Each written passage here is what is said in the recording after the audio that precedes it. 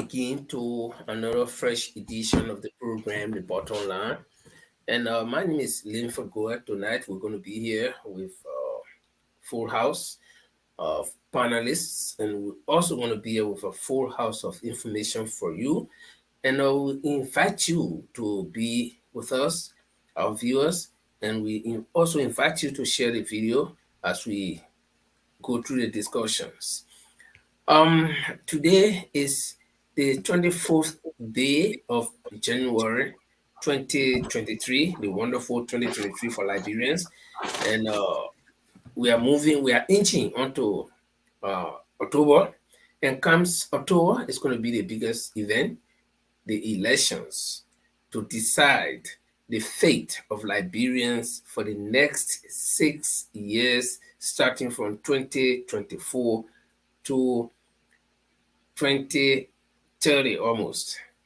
And so, will I say welcome? Let me say welcome to Paul the Lord Chuluple in the UK, and also soon Jamal Kamara from the UK is also going to be joining us. And together we'll be discussing interesting topics right here on the program, The Bottom Line. Paul, good evening. Well, good evening, Linford. How are you? Well, I'm doing fine, and everything is okay. We trying to continue with the flow, as we inch gradually to elections. So I'm doing fine. And you? Well, I'm pretty good. Thank God it's another day and another edition of Borderland. It's good to be back here. So yeah, I'm cool. Okay, that was that was very good to say we here again on another edition of the bottom line. Every time we come on Tuesdays and and Fridays here, we come with full package of fresh information. And of course, what makes it more interesting is that we discuss it to the point where we give our own views on the issue, and sometimes we agree and sometimes we disagree, but it becomes interesting. But Paul, just before we dive into what we'll be doing tonight, let me ask you one question. Um,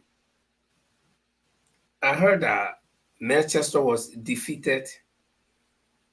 When was it? Saturday or Sunday? I didn't follow that game, so I don't know. Linford, said this thing over and over.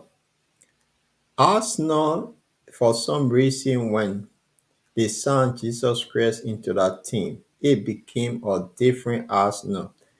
We just on the roll. We only had one defeat since the season started.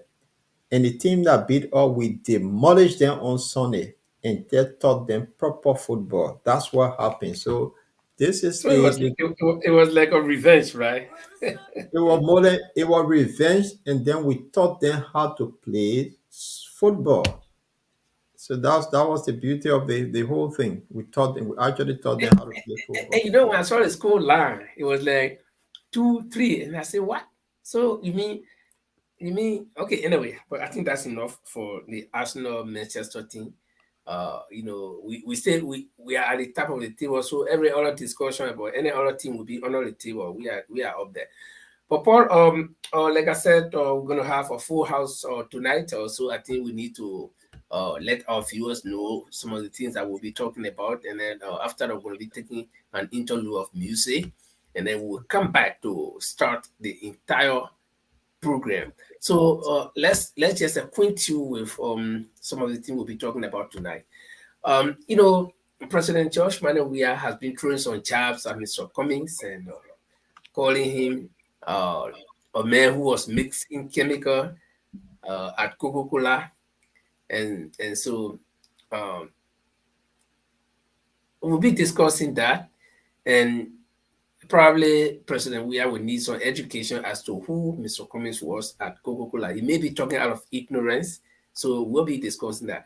And also, we'll talk about Nima Kante Senior Senator Prince Yelube Johnson, who seems to be or has already broken away from the collaboration with the CDC, uh, and now he's seeking new whom, so to speak. He's seeking new collaboration with the opposition party. But there is one big question when the name Prince Johnson is mentioned everywhere. That is issue of trust. So we'll be looking at that. And the, C, the CDC inner circle are saying and accusing and continue and persistently saying that former VP Joe Nima Boakai received huge amount of money from the president to facilitate his travel to the United States, quote unquote, to seek medical attention. But the UP camp or Joseph Nima Boakai's camp has vehemently denied that, and in fact, they describe it as a big fat lie. So we're going to see, we're just going to analyze it to see who's saying the truth and why would somebody believe that or why would somebody not believe that. So it's going to be a mixed reaction here. People will think that they can believe it, or people will think that they shouldn't believe it. So we're going to be discussing that. And if time permits, we will be talking about the armed cash that was reportedly arrested by security forces in Liberia a couple of weeks ago. And everything is just going quiet, quiet, quiet. So what has become of it? So we'll be waking some of the stories up on this edition of the program, The Bottom Line. Like I said, Paul is here with me. If time permits, Marie Masako is going to be joining us also. And Jamal Kamara is somewhere in the bike and preparing to join. So it's going to be fantastic discussion right here on The Bottom Line. But before we do that, we're going to take a short break. And while we are on a break, you, our viewers, you can share the video and invite your friends. Yeah, Paul, were you saying something? No, I'm cool. I'm cool. Just want to know that you can let the audience know that this also we are on Borderline Radio is live as well. So for Oh, those who are great, watching great. and they want to listen, they can listen through the radio. So Yeah, so we'll ping the link in when we yeah. come back. Thank you so much, Paul. And just in case you, for example, you are at work and you can't open the screen to, do Facebook stuff, all you have to do is the link that we're going to post. You can click on it, and then if you have a headphone, your Bluetooth or whatever, and then you can start listening to us right away. You don't need to put on your computer to go to Facebook. So we have an online radio that is called the Bottom Line Liberia Online Radio. And so you can catch us even on YouTube. So we all over the place. So we invite you to sit tight tonight as we go through what we'll be discussing.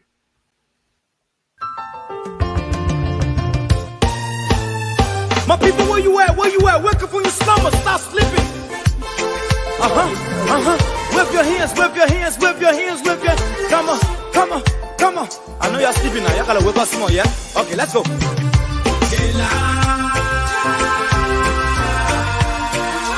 people who us, the people lie to us, the government betray us, they betray us so much. I said they lie. The people who us, the people lie to us, the government betray us. They can lie, they can steal, they will not know. I said we tired with their lies, we tired with their promises that led us to all our damages. We tired with that speech they preach indeed, and now unique they deceive us. The thing we saw, it frustrate us. So why can't you lie? Why can't you steal? Why can't you allow the citizens to be? You see, we just tell you that why we vote tell you. But you fool us, you screw us, you use us and later on abuse us. So why? The government should lie. Why? But that's the question that we ask. The people fool us, the people lie to us, the government betray us, they betray us so much. I said they lie. The people fool us, the people lie to us, The government betray us. They can lie, they can steal, they go knock the corrupt. I said no one to trust. My people no one to hope on. Nobody. My hope that I have been broken. I'm telling you, brother. So where are the schools? Where are the roads? Where are the jobs that they say they could afford? But they too selfish. The people tired with their rhetoric. People tired, they tired. You see the reason why we ask why the government betray. They have enough of time, but yeah, then still they delay. People suffer. No work for people crying for hunger. Look at. Your vision and your mission, your intention to the nation, they poor. You got nothing to show. Nothing. So, why? The government should lie. Why? But that's the question that we ask. They lie. The people fool us. The people lie to us. The government betray us. They lie. The people fool us, the people lie to us, the government betray us. They can lie, they can steal, they go knock the corrupt.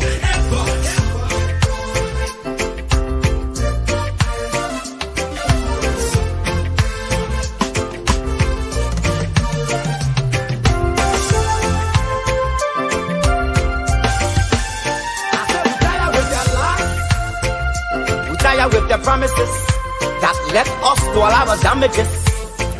We tired with that speech they preach indeed, and now unique they deceive us. The thing we saw it frustrate us. So why can you lie? Why can you steal? Why can you allow the citizens to be? You see, we just tell you that why we vote tell you. But you fool us. You screw us, you use us and later on abuse us. So why? The government should lie. Why? But that's the question that we ask. The people fool us. The people lie to us. The government betray us. So much. I said they lie.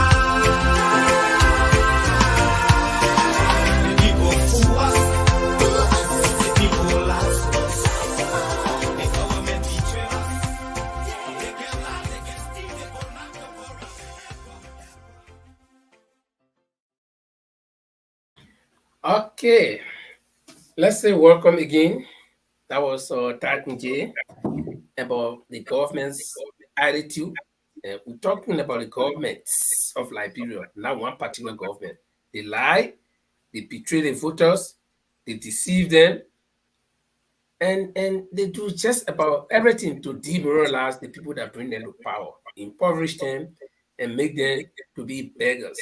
So, Paul, let's say welcome again, and to our viewers. Probably you got some information for our viewers regarding the online radio, because I understand you are streaming it tonight, and people can listen to us.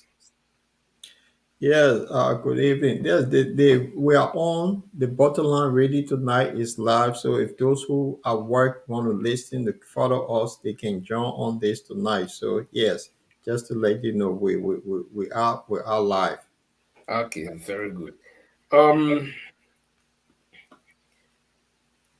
like I said, Jima is going to be joining us pretty soon, and that's Jima Kamara from the UK, and Marie Masakwe also from the UK is going to be joining us. And tonight we expect that we're going to be providing the much needed information that we need to provide to our listeners. So um, let's drill. Okay, welcome, Jima. Do you hear us well? Yeah, I think I follow you very loud and clear. Okay, very good. That's good. Okay, and if time permits, in fact, not if time permits, but soon we're going to have another guest joining us. A very important person tonight. Uh, this person is well informed. This person knows the Liberian polity. This person is a religious man, and he's also a journalist, and he's around with the political landscape of Liberia. So he's going to be joining us pretty soon. We're going to have a full house. And so let's once again drill you through what we'll be discussing tonight quickly, and then we can get going. The first thing we'll be talking about is President Weah's jab that he threw at Mr. Cummings um, yesterday, and you know, so we'll be looking at that, and we'll be giving our views as to um, what we think about that job. And Senator Prince Ward Johnson is trying to create a collaboration or go into a collaboration with some members of the opposition. I don't know whether the entire opposition bloc, but he's trying to join forces with some people. So the issue at hand here is trust, given his history.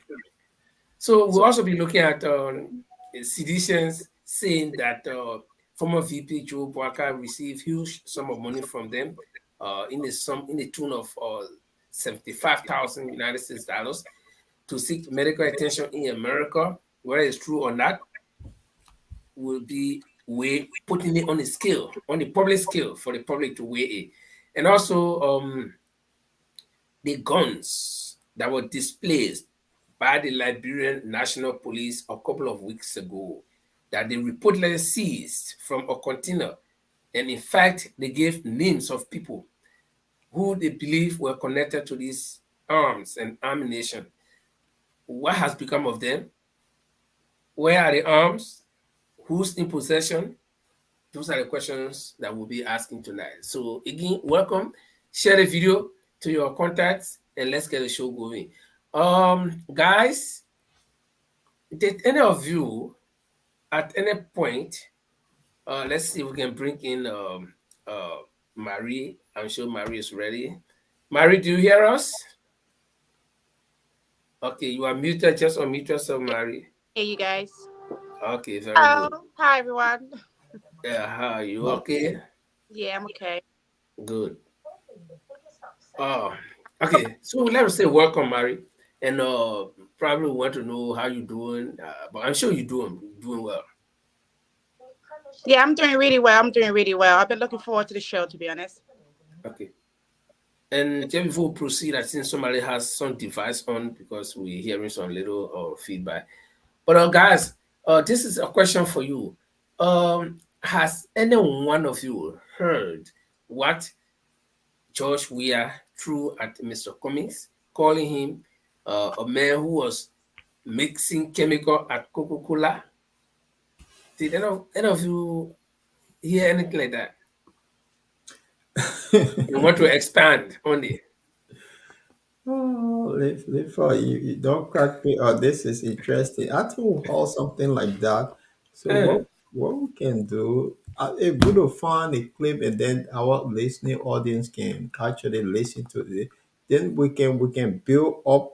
We can build on it. okay, So that's. if you can kindly find a clip, we can play Mhm. it. But I would have thought that playing George Weah first here is like promoting him. But anyway, for the sake of the No, audience, well, sometimes it's good to listen to what people got to say and then you base your argument on I'll it. give it on the right. You're right, Yes, it's 100%. actually good to do that at Hmm. times because when somebody throwing jobs or someone you want to know what it's all about. So Hmm. yeah, Jemai, you hold the thing. Yeah, I heard, but I can't take the president serious because the information he's giving is very misleading, and I don't know why he came for information. You know, when you, as a president of that standard, that category, if you want to make such a statement, you should get your facts together.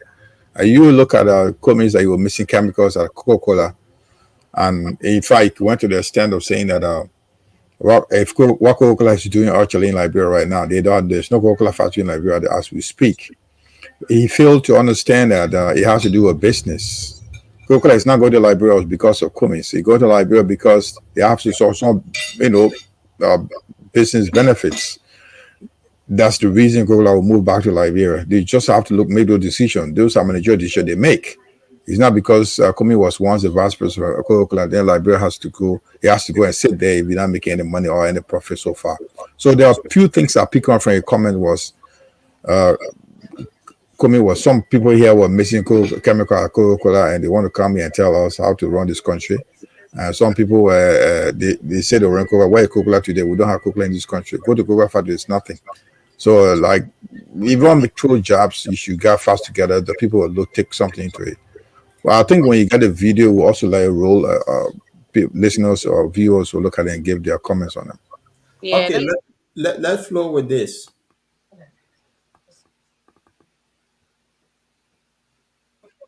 And that's just a coconut factory. Coconut factory is right on the other end. Those that every day making more saying, I work with Coca-Cola. And I work with Coca-Cola. You work with Coca-Cola, you think Liberian and friend the chemical to mix chemical. Mixing chemical. I can mix Coca-Cola, I can make my own Coca-Cola. But they boast on the only thing they do to be on the board of Coca-Cola and the boasting. But to be on board of Coca-Cola, to be on board anything, I work with FIFA. You understand? But now being on the board, if you're on the board and Coca-Cola is close in Liberia, and you are Liberian, then you're not serious. Do you know how Coca-Cola came back to this country? Those things that were on their board and what have you, they were there and they allowed Coca-Cola to close and leave. Today the Coca-Cola that the soft drink that you're drinking, you know how it came to the country? It was through my instrumentality.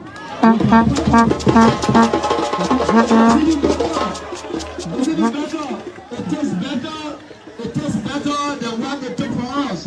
Because everybody wanted to embarrass the government to show that these children you're bringing, they don't know anything. So they were cutting their cars, taking their stuff back. But they made a big mistake because they thought that you had a lot of novices to development of this country. But we watched this country and move from one end to another end. We came back and you give us a mandate. And we will continue to develop our country. If you want to like it, it's your business.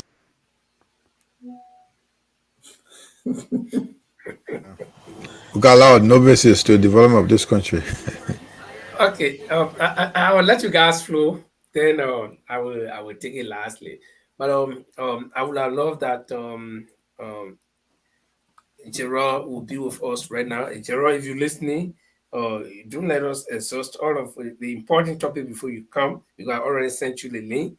So, but guys, you heard our president of the Republic of Liberia that is supposed to be our country, a country of 5 million people, where you have doctorate degree holders, where you have engineers, you got technocrats, you got just about everything, pilots, and you got a footballer who is president of our country. And this footballer, all he does is throw tantrums like one little baby that is in a crate. Now, you heard him. Some people in the country, they were mixing chemicals. In fact, if somebody was mixing chemical, don't you think that's honorable enough? Because chemicals are not just things that anybody can mix. So, I don't know. Let me start with Jima, because Jima was in hard here. Do you hear me, guys? Yeah. Echo from your, You hear me? yeah, the feedback is, Having some feedback. the feedback is terrible. Oh, Okay. you still hear me? Yes, Still hear me? Yeah, it's we hear you okay. very clearly now. You hear me now? Yeah. Okay. Yeah, like guys, look, this is something like, like I was just saying that what the president did now understand is like, you cannot I don't know how to put this. You should get your thought together before you go after people in terms of what you do. If this guy was missing Coca-Cola and at Coca-Cola, and he will have not. I mean, the level he's in. I mean, we all know what the position of Kumi is when he went to Coca-Cola. I mean, he's not talking about anybody as a Kumi, so he got nothing to offer against Kumi anymore. So we're expecting to tell us more about how can you help this country, how can you bring back those who have not been getting salary for the months. We need to hear that. We want to also understand the other projects that he has before the elections. Those are the things you should be talking about. You're not going after people like the guy missing Coco, like I miss Coco myself. Yeah, he brought Coco into the country. So you can see that he doesn't have anything to offer. He doesn't have anything to say against Cummings. So it's just something like waste of time. And look at how you put the words don't even connect. That nobody's the development in this country. That's the president speaking. I was wondering whether he was saying something, you understand what he was saying, or you're putting words together to make sure that it sounds good to his ear or the listener's ear. But basically, I think the president should get some facts together when he's making a statement. Somebody was missing coca before he, I can do the same thing in the country. There's no coca in this country. Like I've said earlier, you can't bring business to the country if you know very well that business is not going to succeed. That's the idea, not because they like the country. So you should also probably he's always tell he's not economist, so or he's not a business person. So I won't blame him for that. But my advice to the president is to put facts together before you come and send your jabs against somebody when you don't have any facts in your hand. It's so embarrassing. It's very embarrassing. Very, very embarrassing. Okay, Mary. Yeah, what Jamel, I agree with what Jamel is saying, to be honest. I mean, just watching the clip, to be honest, I had to kind of like put my camera off just for me to laugh because it just doesn't sound right coming from you know, from the leader that has been running for the past 6 years. I mean, and then he also mentioned the mandate that the Liberian government trusted him with. At this current time, it is my belief that he should be talking what his next 6 years is going to be like, not mocking someone because not mocking someone else's job, someone else's previous job. And I also believe that when Mr. Comey ran for president with the race and then he won, Mr. Comey wasn't really paying attention to his football. And if we can just kind of recap, since he been in power for the past 6 years, it's all about building football stadium. I mean, why can't he talk about that? Why is he mocking somebody else's job, talking about mixing chemical?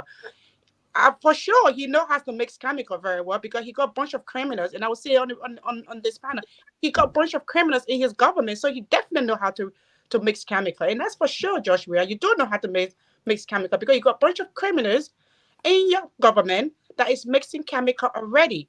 Exclude Coca-Cola because we have to drink that drink. That's all I have to say. It's not nice to mock someone, most especially when the person works so hard to get where they are. Okay, Paul. I will have my take, but Paul just flow, and probably I will learn some things from you, and I will start hitting. I mean, I like what Marie said and what Jamal said. My whole thing here is if somebody have a job and they don't know the job description that they have. So the presidency, I don't think the president understand the presidency that he have. Because before you get any job, you know the job that you're going to.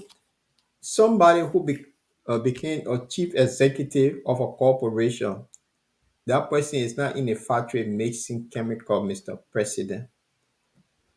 Is he not even on a board? The board members are different from the chief executive that run the day-to-day activity of the company. Mr. President, you the president of Liberia, so you run the affair of Liberia. So you will not be in Sunny Way sweeping street. That is the difference. If you up there, you up there. The board member are decision maker. They don't mix chemical. They sit down and tell you, say, this is how we're going to make profit. But if you know your job, then you cannot go after somebody who work and control over 200 countries with big company like that and say, oh, mixing chemical. And the president said he makes chemical and he makes Coca-Cola. He makes the chemical and the Coca-Cola that he made is sweeter than the one that Coca-Cola itself produced. So what sort of precedent is that?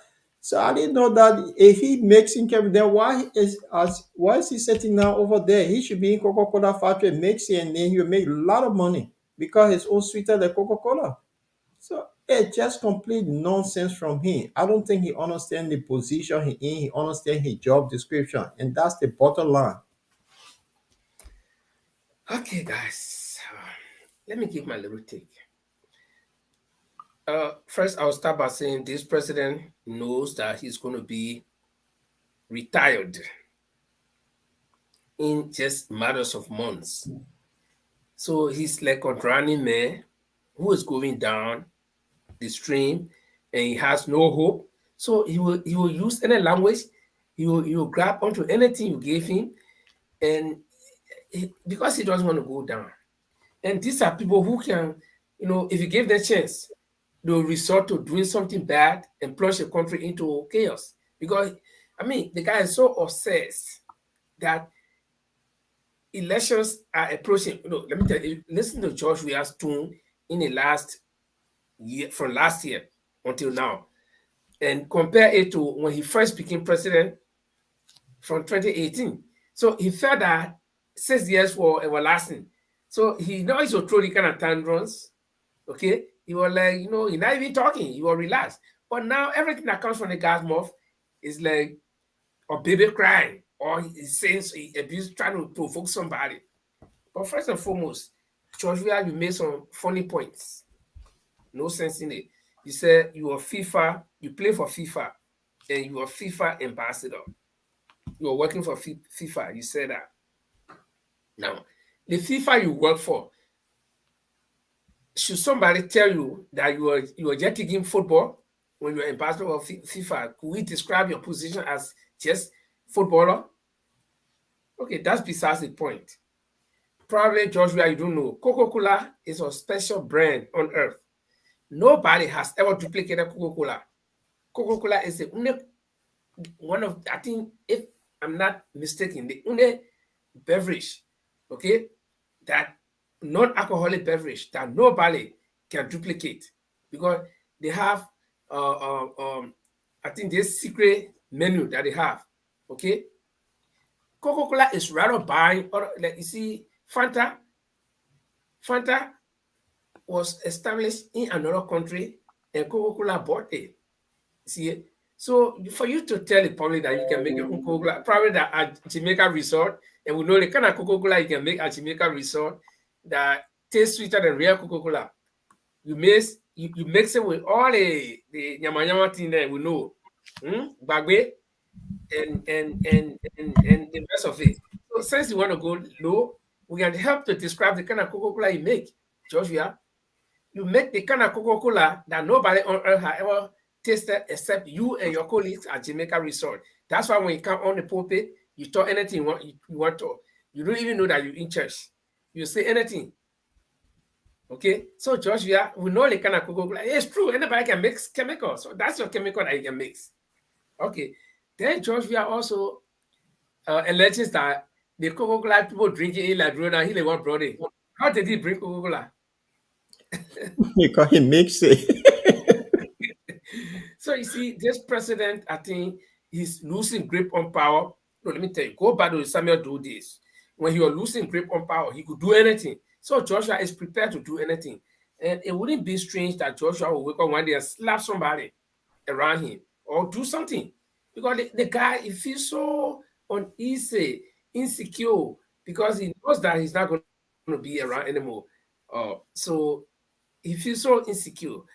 And this is why or like I told you, if you go back to 2018, 2019, Joshua was more relaxed. He was not even talking much because he felt that he was comfortable and everything was all right. But now that he feels power is moving away from him, so he will be desperate. He will do anything. Let me say welcome to the Reverend Pastor Gerald Cummings, and no relationship to Mr. Cummings. So when you hear Cummings, you say, oh, that Cummings brother. Welcome, comrade. Thank you, sir. You know, can you hear me? Yeah, we hear you very loud and clear. Sorry for coming on late. I wanted to drink something warm a little bit, kind of cold. Yeah, no, they say, our old people say better late than never, right? It's good to see you, Reverend. How are you? Yeah. I'm doing okay. Thank you Greetings so to much. God. I always see you come to church, but you don't bring your offering along. Oh man, the man packing all the things you bring on one day. I will start paying my tax soon. Uh, Yeah. Yeah, it's good to be here. It's good to have Yeah. another discussion. We were just on my beloved friend, the president, with his chemical mix that Coca-Cola now in Liberia, the one he have done is sweeter than the original Coca-Cola. So we were just having a chit chat on this, and it's good you came in. Maybe you can dive into it because it does not make sense that you throw jobs or somebody you don't even know the person job description, the position they hear. You see their bottle washer, they were there mixing. So it's just funny. You know, like Jamal and Sis Marie, and you said earlier on, that's just the right way to place it. The president, don't even know what he's saying now. He's just going to say things to pack his bag to leave. Because if he understood what was Mr. Cummings' role at Coca-Cola when he was at Coca-Cola, he won't say the things he's saying. They in terms of creating awareness for him to be re-elected, there's no information, there's nothing to work with. So the best thing to do is to throw the cheap jab and think he's gonna get Cummings or gonna get the CPP. There's no way. It can't even work. The public, even his partisans, cannot even buy what he's saying. Everybody knows it's a fallacy. Like Jamal said earlier on, you can't go to invest in a community or a country when you know no business. Mhm. No sound businessman, or even if you took um, your boning out of Cape Man and went to sell the boning to Grand Bassa, and you know you're not making money in Grand Bassa, you'll not sell your boning there. That's a simple analogy, very simple.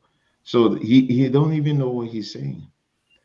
He's just looking for something to grab the public attention. And Hmm. I mean, I listened to the tape. I was just laughing. I was just shaking my head. I said, "Well, I think this guy, he's out for true. Nothing." Yeah. And And just to add, Reverend, yeah, yeah, with regard to the way he plays sentences is not even cohesive. I just wonder why the president will speak like that. I don't know why the people around him won't check his grammar sometimes. It's so kind of embarrassing when he's speaking. The words are not together, and they just say it because you want to say something. Like you said, they just move around. Oh, we have this country got no business development. What do you mean by that? I was like wondering why is he saying? We sometimes when you're out there and they ask you from Liberia, you say, "Oh, George, we are." Oh my goodness! Sometimes you want to hold your head.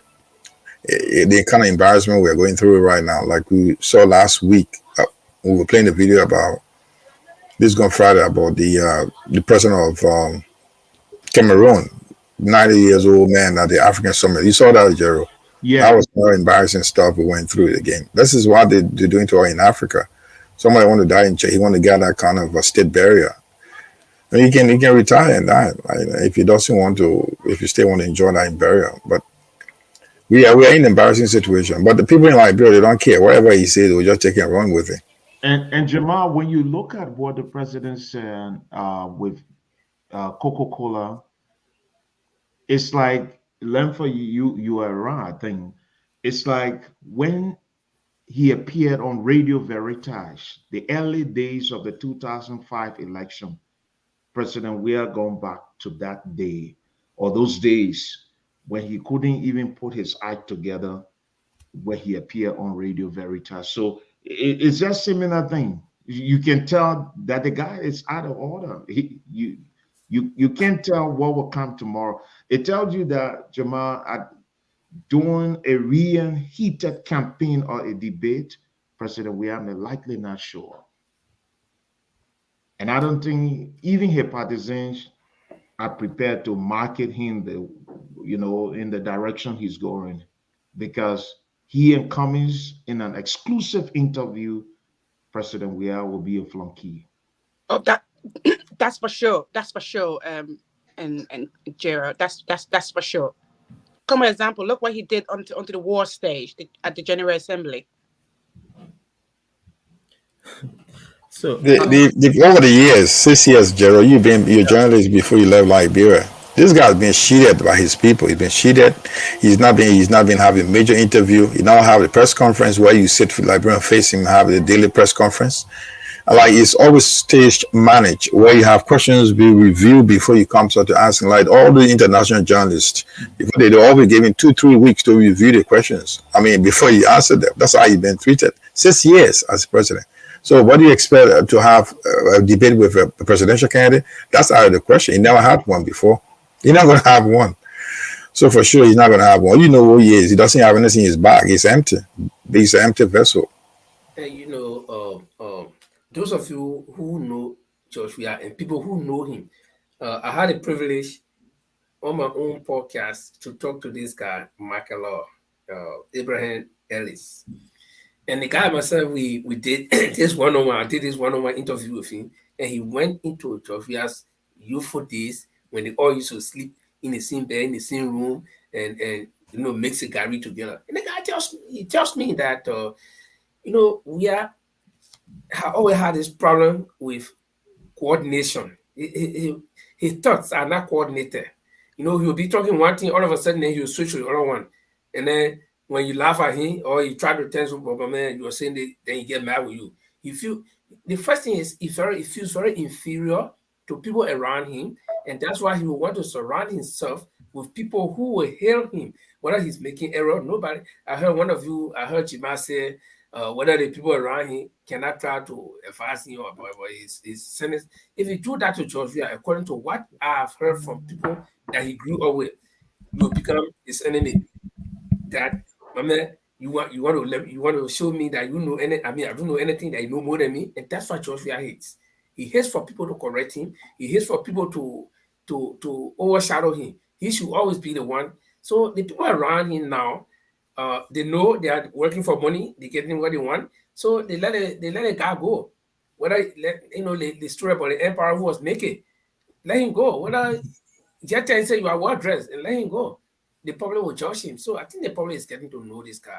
His thoughts are very, very disjointed. He doesn't make any complete sense, and so he suffers this phobia with smart people around him. He doesn't like that. But then, Lenford, that's the case, to invasion. I didn't know that. I just been flowing with his presidency and his leadership, and I didn't know. As far as I am concerned, every leader that is meant to govern a country at that great scale that he's meant to have an advisor. So, and your advisor is meant to tell you what it is that you're doing right, what are your advantages and your disadvantages. Mm-hmm. So if he doesn't take credit very well, most especially from the people that is around him, then he shouldn't be in office for the next 6 years going forward. Yeah, and who decides that? The Liberian people. So Yeah. that's why we need to make a case That's to why the we have Liberian people. platforms for them to watch us. And here, in all these things that the people that we that live in the West, I have observed, and we are trying to give them to open their eyes, because you cannot continue walking unconsciously, like forever. You know. wow. We have few things for people to know, right? When they had the council of elders, however they call it, with the coalition at the time, President Weah refused to work with the council of elders that were part of the coalition. I think Nat Barnes, former finance minister, was part of the council of elders who resigned from or removed his party from the coalition. President Weah was not prepared to work with them. If you go back and trace them during the early days of the collaboration or the coalition at the time, you will see that in terms of information coordination, they were coordinating things, in that kind of order. But when he became president, he refused to listen to them. He started doing his own thing. Another thing you must take into consideration, President Weah and his current I don't know if this man is the actual religious advisor or the religious advisor who said at the Ministry of Foreign Affairs, or whether Bishop Winker is the religious advisor. President Weah was always going to Bishop Winker's church, but later on he opened the Falkland Church and started preaching from there. That tells you that this guy don't even love to listen to advice. He's not prepared to listen to nobody. He wants people to listen to him. He want to be the guy who say it all and say it now, and everybody follow. And he continued to make series of errors. Even his exclusive with the non-information minister and one veteran journalist, you could tell that President Weah was stage managed. Even if he was going to speak a regular, everyday colloquial, and every time he having a tete-a-tete with the press, will help him, but he won't listen to anybody. Hmm. So why would you want to even keep that man for the next 6 years? And You I think see, the Liberian people are getting to know him. And in fact, they know him now. And so the case we are making here is for you Liberians. No, listen, this is a country for God's sake. Uh, America is a country. Liberia is a country. You see, disregard the development in those other countries. But we are our country. We need to be proud of who we have as our president. So you can have one president who will come. How many times you heard Joe Biden going and be throwing words at other people, even though he was not a very fierce competition with Donald Trump? How many times you hear him telling Donald Trump, say, man, you get businessman or this or that? No, you can't do that. George, you should respect the presidency. Now, if you don't respect yourself, fine, good. But that title, the presidency, is not you. Okay, anybody can be one chicken we put there. He must respect that title he got. That chair, okay, maybe when I use the word title, you not understand. That chair you sitting down in, respect it. Because when you start saying bad bad word to other people, when they start causing that you will hurt. Let me I say now, and not anything. So if you start causing when someone cause you, it will hurt you. Why? Because you be man. So respect yourself. It remind me of during the war time when the children will tell you, Pape, you respect yourself. That is there. So you president, you respect yourself. Linford, Mm, the thing is embarrassing for the that's not 5 million, embarrassing. Liberians. Why am I saying this? A 19-year-old boy that just started working with us. He asked me, where you from? And I said, Liberia. He said, oh, George Weah. Then he followed up with this question. What were you guys thinking of to elect a footballer that never heard of? And say thinking about England electing David Beckham to become their prime minister. So in a way, he looked at me and said, are you guys really serious? So this is the time Liberia made a big mistake. When President Weah get out there, people when he giving speech to people, everybody can be hoping that he do well, and after that, people can start clapping. Are we going to go through this for the next 6 years? This man going to give the State of the Nation address, and now I can tell you, he gets somebody tutoring him now. They'll be from that next Monday, so it will take him 3 months to be tutored before he go address the nation. What we made a mistake. This is the time to correct the mistake. That's funny. Honestly, we made a big mistake in Liberia. So The embarrassing. popularity that came about, that mistake, Liberians should learn from it. And they should not go back to that same mistake by saying, oh, this one popular, this one not popular. And you have to be behind a queue because we just can't, that nonsense need to stop. Liberia need to move forward. Guinea, Sierra Leone, Ghana, all around, those countries are moving forward. Why we still going back? Now you got problem with device. Yeah, so the info you can flow. Okay, so I think it's no need for me to waste time on his nonsense. Yeah, well, that's Yeah. no Yeah. fun. So let me just add one last point for him. Maybe he might be watching us, and I know he will because he like to like these kinds of like little cheeky gossip. That's what I observe about him because he do music about it. Okay, he wear the most beautiful suit that you talk about. He dressed Mm. very very very nice. He dressed very professional. So why is he not acting professional? That question is for you, Joshua. If you're watching the show, you dressed nice. You were all the Gucci, Hugo Boss, Louis Vuitton. I saw your boots the other time at the football stadium was Louis Vuitton. So you know how to dress. You dress with a good taste, and you dress like a professional. But why you not acting like a professional? If I can answer that question for him. You can put a PC player in a good jersey and it will Yeah, not good. perform. Yes, I can answer that question for him. You know why? No, let me tell you. The guy is like all the thing you name, the Louis Vuitton, the D&G, and Everything whatever. Money can buy it. Eh? Money can buy it. But they think up here, you cannot what buy, you but must say, that's it. You yeah, have they to think wait. up here, what you must say, using now, money cannot buy it. You can be a millionaire, you cannot buy it. So that's a very simple answer. So I think that was it. And for those of you joining us for the first time, this is the program, the bottom line. Here we do discuss the issue from the top to the bottom and give our opinions. We may not be right, we are not wrong either. And so you can follow us on Facebook, you can follow us on YouTube and our online radio. The link is up here. If you just go there and type this link in to your browsers, you're going to be catching us right now.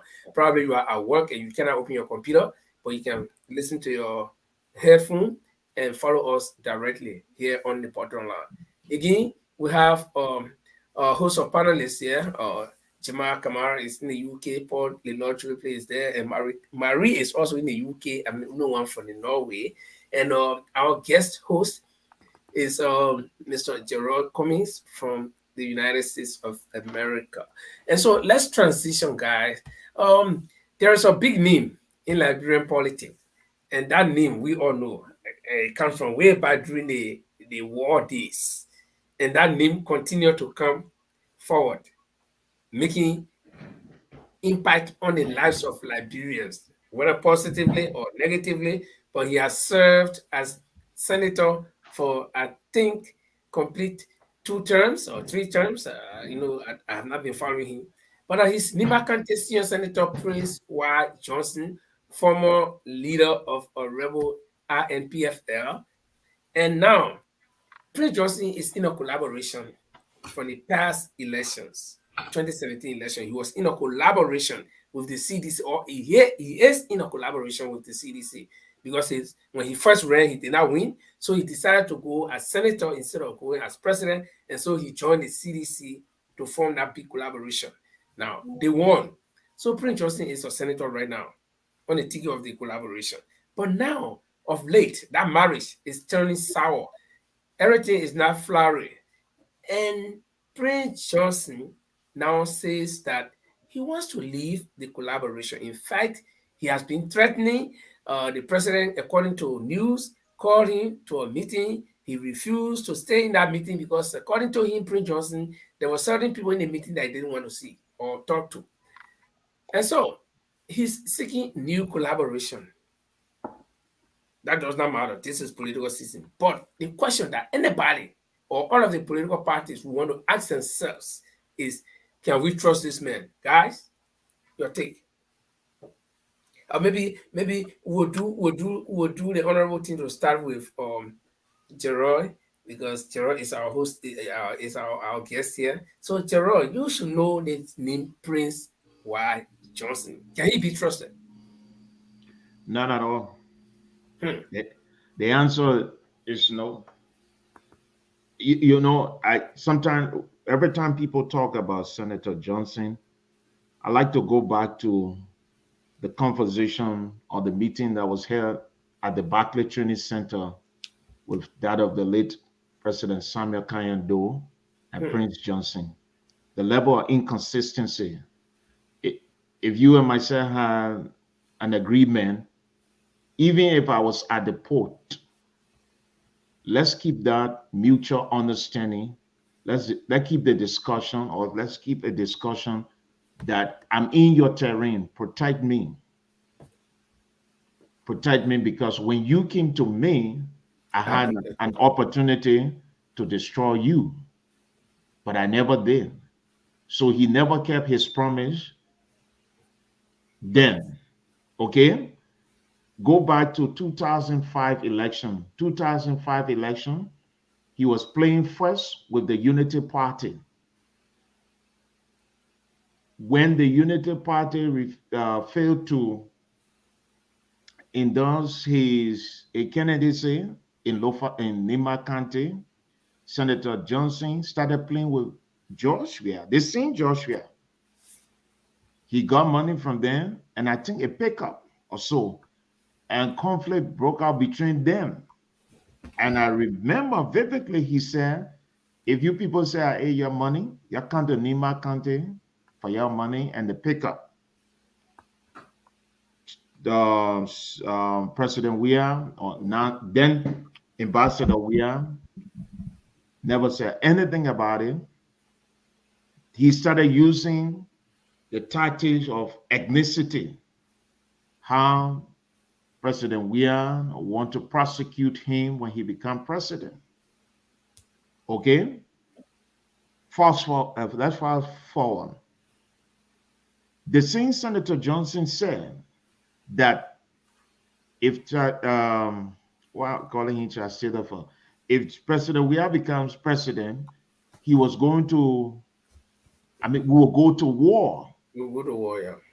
Then we move further down. We saw Senator Johnson, President Weah, or Senator Weah at the time, in Nigeria at the Synagogue Church, which beat my imagination, but it was not strange to many of us. So this guy have been inconsistent, even in a political party, whether I support that, I'll say this, right? Whether I support that party or not, I see Senator Johnson there, I will still not honor that arrangement. Yeah, because this man cannot be trusted.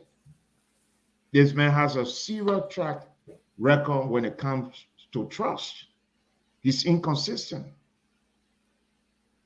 You cannot trust him, even though now everybody, because of we find ourselves in a political environment, people will want to form an alliance with him. But let's go back as far as 1997. 1997, you will notice that the bourgeoisie at the time said Chancellor used a vehicle with a license plate PR5 that brought thousands of US dollars. Madam Ellen Johnson said he was still at the Gene Spring Airfield when Dr. Clayton Watterson was elected as the face of the Alliance of Political Party. So we've been seeing this level of inconsistency. Even when Mr. Cummings became part of the CPP, I told people that the CPP was not going to hold. Because if you've been around for a long time and follow the track record of alliances in our country, you will understand that there will always be a reoccurrence of trouble. Mm-hmm. So the alliance, whether he want to form an alliance with the CPP, I don't know yet. Whether he's going to form an alliance with that of Councillor Tiawan Gongo, we still wait to see whether he's going to come to the Unity Party. Remember now, he said a lot of ugly things about the Unity Party, though, but he was also in cahoot with the same Unity Party when it came to the OTC agreement, concession agreement. He enjoyed himself, never made noise, but when Ambassador Boakai was running to be president, because he couldn't find his way back there, he ran to the CDC. So this guy cannot be trusted. I mean, you can see the historicity of him is just clear. I mean, I respect the old man, Senator Johnson. He's not an elderly man. I respect him, but when it comes to trust, no, he's not the kind of person you want to trust. As a matter of fact, he's not the kind of person you want to take serious politically. And he's not that godfather in Nima as I speak now. Nima has you got Tiawan Gonglo there, you got other people who form alliances, including with the CPP. You got Chairman Bellante, who is over there. All of these people got their constituents or their constituency that they can pull out tomorrow. So Senator Johnson is just like a lame dog who's fighting his way to see whether he can still hold the name Liberian hostage. I think this is where their eyes need to open. But you cannot trust him at all. Jamal, you come from Nima County, and the name Prince Johnson rings bell in the ears of those that are dead and those that are still alive in Nima County. Your brother from the same country, can he be trusted? Oh, do you hear me, guys? Really? Yeah, it's not. I'm not speaking for the Nibanians. I want to speak for myself here. Politically, I think I want to say something, but I think I'll agree with Brother Gerald Cummings. You've just made my case. So I don't want to go further there. But what I want to tell you, right, just to add to what Gerald just said, Prince is not anymore a godfather in Nimba County compared to the upcoming or from strongholds like big names like something about Jeremiah Wapo, Well, yeah. name like the counselor, the activist, Theo Gongola, you know him very well, how powerful he is. The other names are coming up. Up to 2-3 months to the election, we expect some names to come up. His vote in Nimba County. Probably what I think he's doing right now, because he's losing grounds in Nimba County, he tried to kind of say he wanted to just switch and go, collaborate with political parties or opposition parties. Because George Weah, anyway, I don't think George Weah has betrayed his trust. Probably what he said, what I've read for him so far was, Nimba County, I mean, the people of Liberia they are not getting any more investments to the country. Liberians are living on loans and other things you've been saying. I mean, this is 6 years. It's 10 months to the election. You come up with these information. We know of these already. Where have you been? And so at some point, on this very platform, he said that he's not being paid for what he got. The people in Niba are not receiving what they were promised. So he keep, like my brother Jerry just said, he's been very inconsistent. And he's not a man who can be trusted. And then from the day one of the, in my community, we always say you're very unpredictable like Prince Johnson. That says it all. Very unpredictable. Tomorrow it changes. When you were the IMPFL leader, you know what happened. This guy come tomorrow, he say, oh yeah, a different thing tomorrow. Today he say something different. Today he say something different. So he's the same Prince Johnson still coming up. Still claimed to be the godfather of politics in Nimba. But you know it. You're also from Nimba County. You're part from Nimba County, part from Bon County. You know exactly what is it like for him in Nimba in terms of popularity. He's draining down. He's not my popular candidate. He's not my godfather in Nimba. The issue of holding Nimba hostage, okay, I fought for you. I put my life on the line for you. You need to reward me. He's been rewarded for all the years. So he should need to take a back seat now. And in fact, you can also understand that his party, what is Bangura? What is the first name? Who is Secretary General of his party, who already disagree with him when he said he was pulling out of the CDC coalition. Probably read something, but they don't agree. He's not a presidential candidate anymore. They have this, what's the name? There's a fellow now that was elected during the convention and made him the chairman of the party. I mean, the Senate bearer of the party. So there are a lot of other young breeds coming up that don't agree with him. So that won't stay safe to you that John Johnson is not a godfather anymore. His title is he's losing the title as much as possible, and he's trying to play some game. He seems to be a smart guy, but I think the people are picking on that, and his days are numbered now as a godfather of politics in Nimba County. So he's not been speaking as any man, but speak from the point where we can't trust him anymore. Okay, Paul, we'll take Marie at last because Marie is the only lady here, so we'll keep the best for the last. Prince Johnson is looking for money. That is the answer because the man, and I hope this time around, Nibadians don't vote for Prince Johnson. Honestly, they think he found himself in a situation, the sanction that was posed on him by the American, that no one should do business with Prince Johnson. The ruling establishment now, they in a situation whether they want to do business with the guy and it's not working. And they already said it. The man that pay per play, he's looking for money. And who waiting to give Prince Johnson money at this time? The best way for anybody not to vote for him, yet the man face the crime that he committed. because Prince Johnson in a house, they are the one that have been putting a lot of problem that we cannot have the World Economic Council in Liberia. They should not vote for him. That's what I say. So I would say I will conclude that he's looking for money and he's bidding for money. Mary, take your go. Yeah. I mean, Prince Johnson. Every time I hear his name, it gave me PTSD. Only because when I was a little girl during the wartime in Liberia, I saw what my grandmother had to go through to protect us from those gun flying up and down the place. So yeah, every time I hear his name, I get PTSD, and that's the honest truth. So even hearing his name in 2023 is another PTSD, and it's true for Paul said he just kind of hungry for money and kind of keeping his own people hostage. It's a bit petty, isn't it? And yeah, I don't think he should even be in existing, to be quite honest. After everything we, most especially with the Liberian been through, we should have new faces that is kind of like on the debate line in this kind of race, in this kind of leadership race. His name shouldn't even surface, to be honest.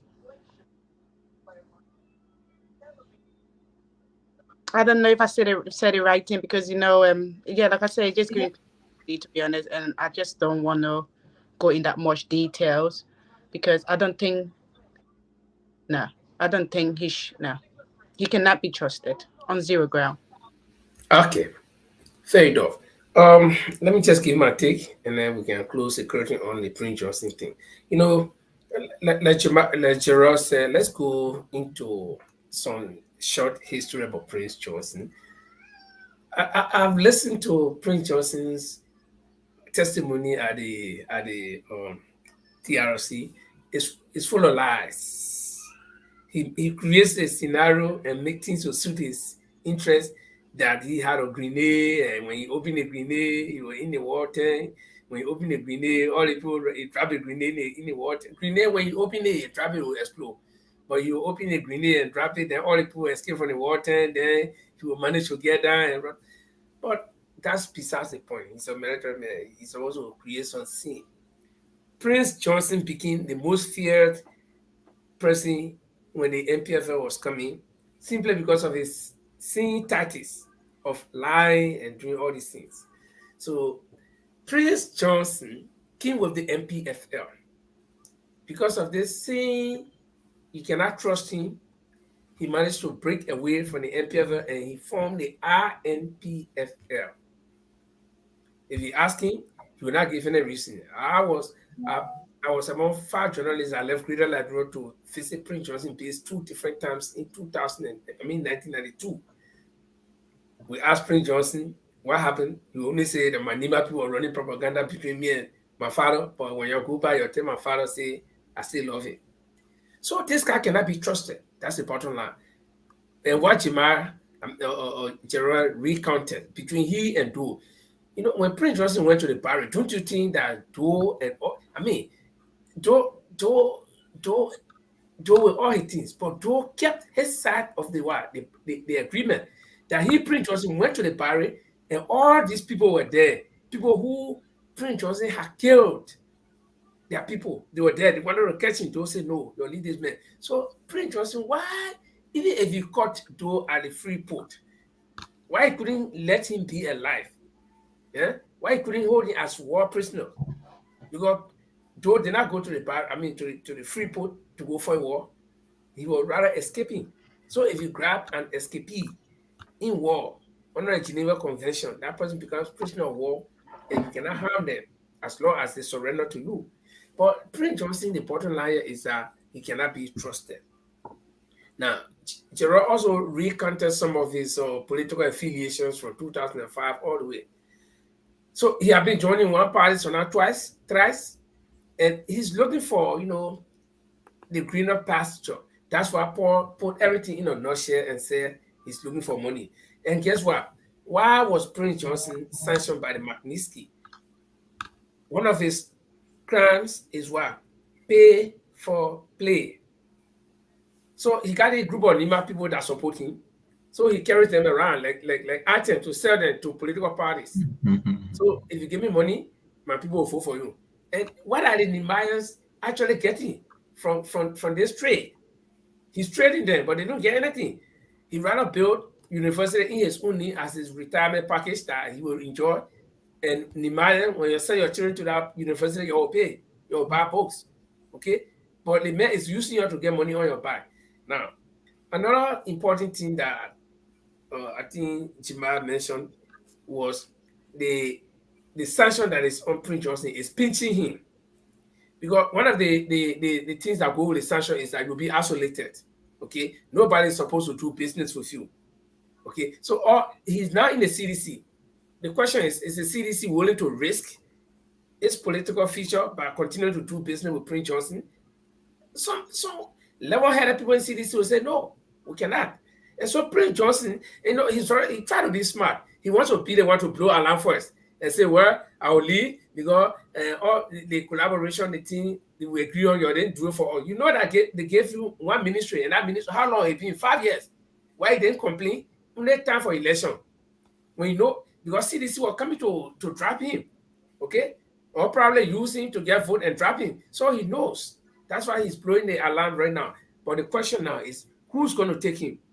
You get one lady in the town, sorry that I'm using lady as an example, but you get one lady in the town, what go from here to there, from here to there. So all the men in the town, they know you now. So who you go to?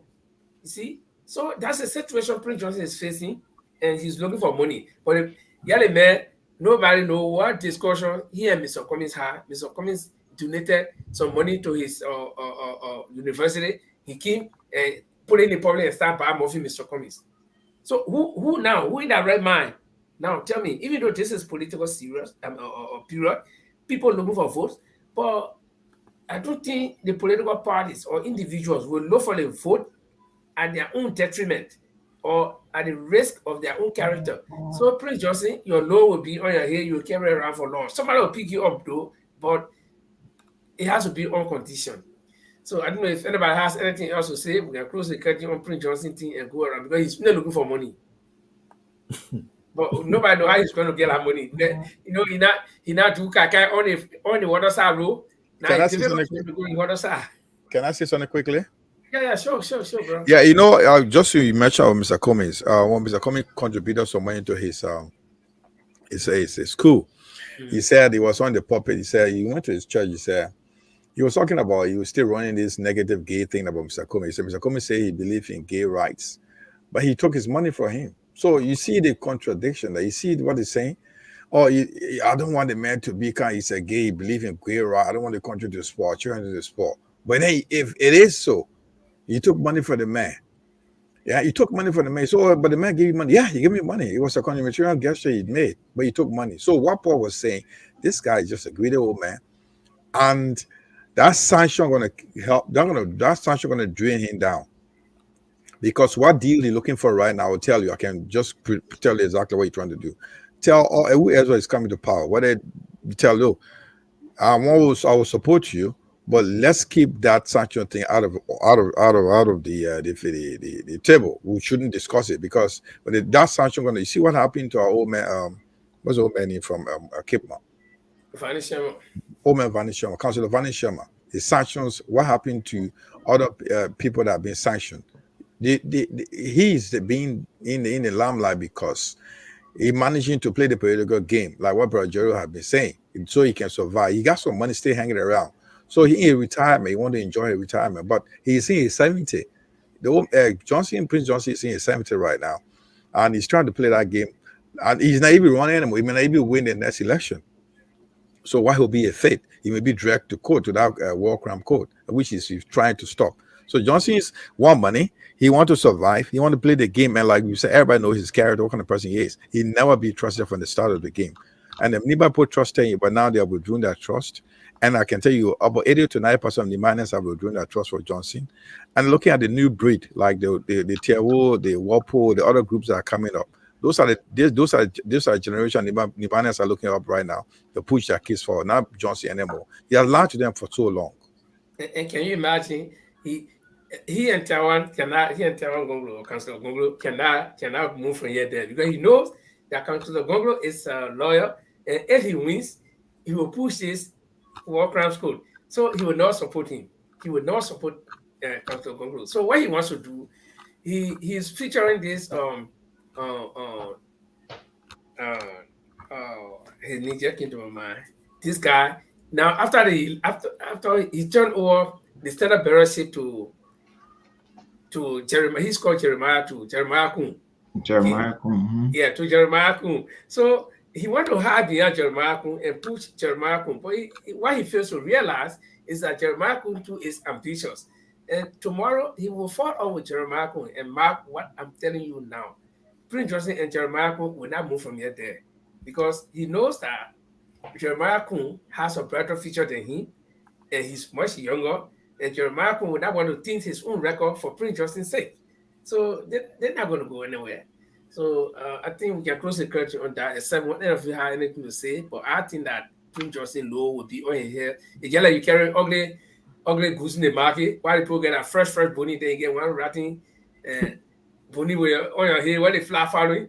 When you Well, can't see the way. the only way he can get that low off his head is when you have somebody to pay the piper to play the tune. Mm-hmm. But as it is now, Yeah, who's most going to? people are looking at him and saying, we can't pay this piper to play the tune. Yeah, This because piper, the tune he always play is give me money. It's like, back in those days, we used to say, the baker know you owe my get the baker money. This other baker, it's not a baker that you really the want other to dance with. Honestly, he's not a baker you want to dance with the other because bigger will take your he money and you're not there, so then you in run the away. second round of the election shoot, in case we go to a second round, anybody who pay the piper will play the tune. We'll play the tune, but not the first round. Okay, so ladies and gentlemen, that's it. This is the program, The Bottom Line. My name is Linford Goa, along with Paul Play. Gerard Comey is our special guest here, and Marie Masokwe, along with Jamal Kamara. We are bringing you information. We're discussing the issue and giving our own opinions. And our opinions may not be right, and they are not wrong either. So let's switch to another topic. And this one is big too. You know, the former vice president, Joseph Boakai, as we speak, is in the United States of America. For what? We don't know. Uh, his supporters say the trip was planned long time ago. But this trip also coincides with recent development about his health when, in fact, the news broke up from the city. Liberia is an interesting country. This woman was going to hospital, according to his supporter. He was checking in to check his condition at EFW Hospital. No, the United Party did not say anything about it. Nobody knew until it was the CDC people that broke the news. Okay, when the CDC people broke the news, the first thing that happened was the United Party people denied that the woman was not saying you were not in hospital.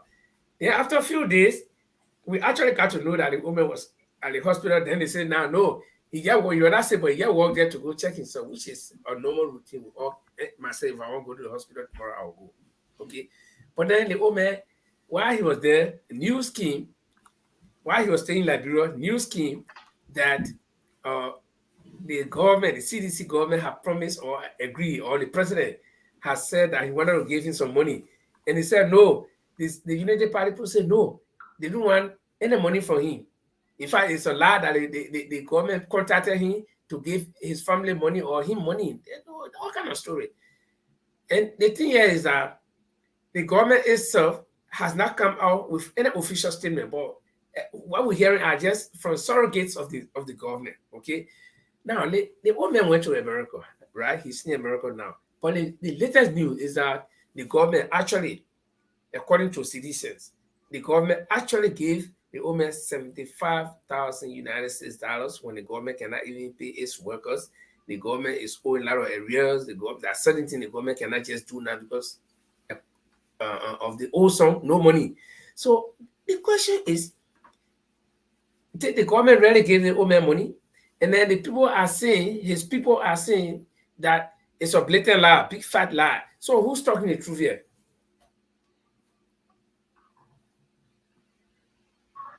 Can I come in? Yeah, the way all of you quiet, I thought you Yeah, we got. Can I come in? yeah, sure, come. Yeah, this 75K, it has been kind of like flashing up a lot on the Facebook from Josh Weah, own Mm, right hand man.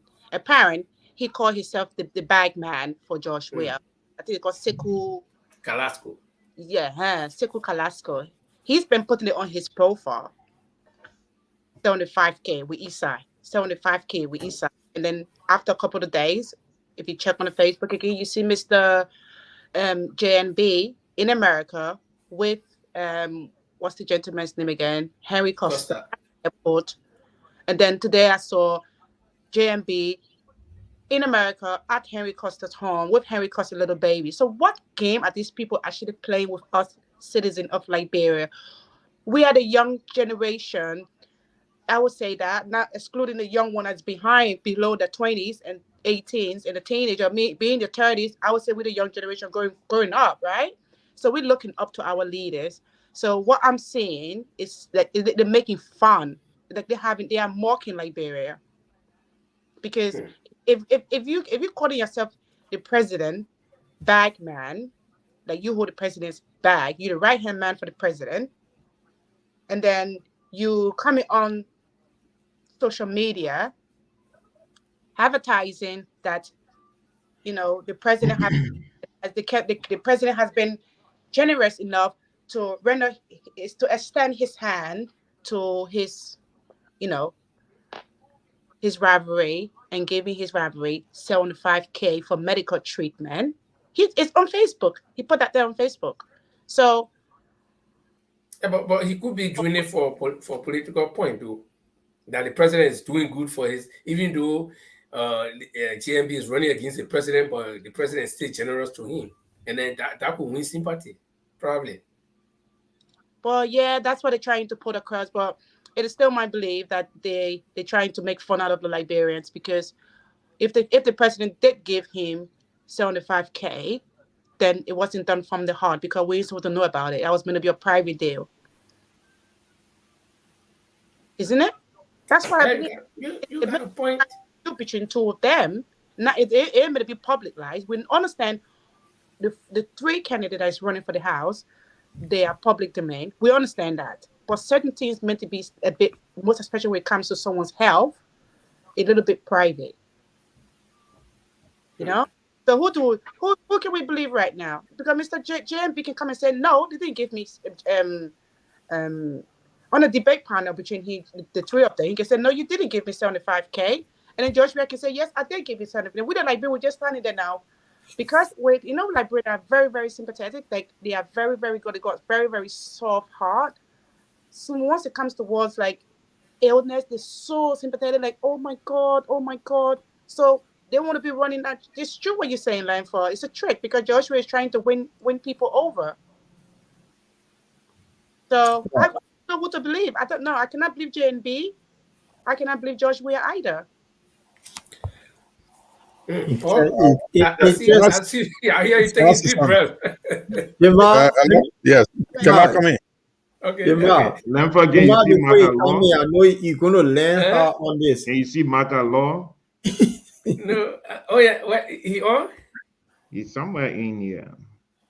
Yeah, but I said. Yeah, I sent him. I texted him, but he didn't reply me. So, I Linfa, sent him the Yeah, yeah, yeah. link. Okay, try to get Gerald. this is funny. Before Jamal learn, it's just funny. Josh Weah and Omer Barker worked together in the Senate for many years. They all in the same crooked business, and no doubt about it. They all signed a bar concession deals. All the crooked thing, they know it well. It was the same George Weah that gave money, whether it came from the Liberia government or it came from his pocket, for this woman peacemaker that nobody knew about until when George Weah wanted rampage, he brought it out. There is no smoke without fire. Carrasco is Hmm. closer to George Weah. When he put something out there, he wouldn't just put it there just to stir or something behind the scene. Why is it the government is saying that? Oh, because remember there was letter that came from the information minister that they were in negotiation with the the family. Mm. There was letter put out there.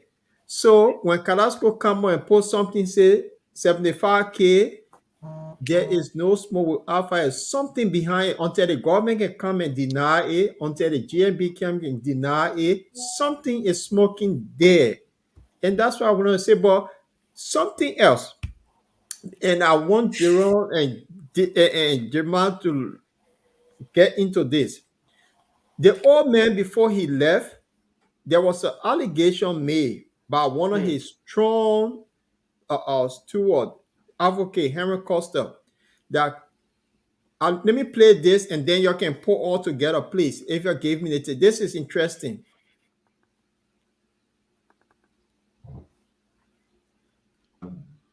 Mr. Cummings wanted to stop by to wish him well.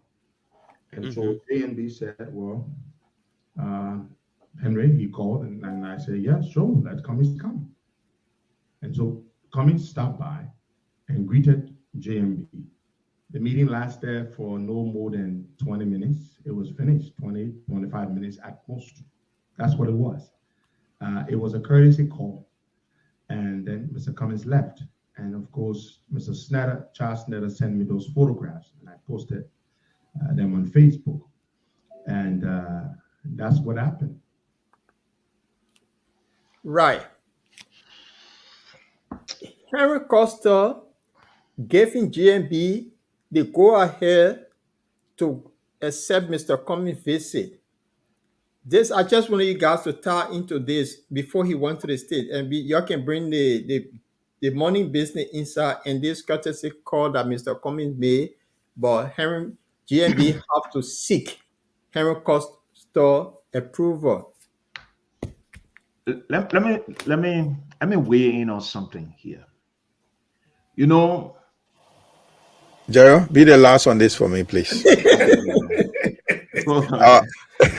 Gerald, please, let me hold you. You know, this is so simple, guys. For me, there are two things. The old man deserve a general support from the president.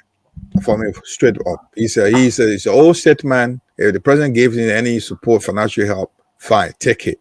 The old man is a broke man. He told us, you all know, he told us that he's broke. He living on loans. He told us that's straight up. We should not play politics with it. The old man is broke. We should be sympathetic to him, with him, where he's broke. Now, he's broke. He said he was broke. He was living on loan. And he's sick. He needs medical help. If the president gave money to him, then he take it. Second to that, it could also be the paying back is out of work, pay. Because I think if you're an ex-official of the government, after some time, you're not working, government pay you some money. It could be that they're prepaying him or paying ahead of time. That's why somebody taken away to America to pay medical bills. But you all know that the old man say he has not been having money. So I have support that he should take the money. If they gave him 75,000. I know Carrasco, let's see, the butler or the S staff or whoever you call him to the president, he won't post on it, whatever you call him, he won't post on it up there if it's not true. It's really true, but he playing politics, he's scoring some political points, which I have a problem with. If somebody giving money out there, fine, take it, but don't make any game out of it. Like my sister, Mary said, giving the money, go away. And with regard to Costa statement, Costa want to make him say he's a big boy. That's his why I look. He want to present himself like a big boy. GMB has to take order for him before he travels. He want to be like the next, one like Magay was to Weah, taking order for him, controlling the direction or something like that. This is why how he put himself like anything that JMB does has to have to approve it. So it's just all big show. It's all the big show. And also the old man seems to be incapacitated. You saw it last time he was on the show, on the floor, statement in America when they were making statement. George Lobo was telling him what to say. You could see that this is a man who wants to be president of that country. We're supposed to be experienced, educated man. And you're taking, those guys are in the early 40s. They have never worked anywhere in terms of government, or they have no political experience. Nothing like that. He taking order from the support. The color, he's the most experienced politician. He's a father figure. So what are we hearing here? This is what I said the last one I showed. The old man need to retire. He's a health risk to this country. Give us a chance, the new breed to run this country. They will build on. So Jared, please come in. The entire thing, let's go to the Costa scenario, is laughable. And Jamal just cited an incident with the president, George Lobo. Lampham, man, Marie, Jamal. You got to be around for a long time to watch some of these things play and just laugh. You know, on the night I did that interview with Mr. Urin, he was not on, but I strongly believe some of his supporters, because I worked for him, they thought I was going to be singing a song in favor of him that night. So they placed a call to him, and he said he bumped into the show. And me knowing him very well, he never bumped into that show. Somebody placed the call to him. And the very person that placed the call is the person on that tape saying JMB asks whether Cummings should show or come, he should meet Cummings, and based upon his instruction, Cummings was given an invitation to meet JMB. Fallacy, big show, lies. And this is the reason why some of us decided that, look, well, we've been supporting Mr. Cummings from the back. So we'll put our face outside because we want to change. Because we don't want to see this kind of operation that we know very well continue to perpetrate itself in this kind of corridor when we need genuine change. You understand? The guy is portraying himself, like Jamal said, it's like a follow my gay to that of Joshua, or a Samuel 12 to that of Joshua. So it's this custom. The Liberian people should start reading between the lines. When this man told the Liberian people, you see this, the level of inconsistency with these guys. This man told the Liberian people that the old man was a dead man walking. Walking, yeah. And But come back to tell he us can also that, put a dead man walking. to not tell us that this is the real deal. Who should listen to that kind of story? Not us, the masses, not the electors to listen to those kind of statements. And to Colasco,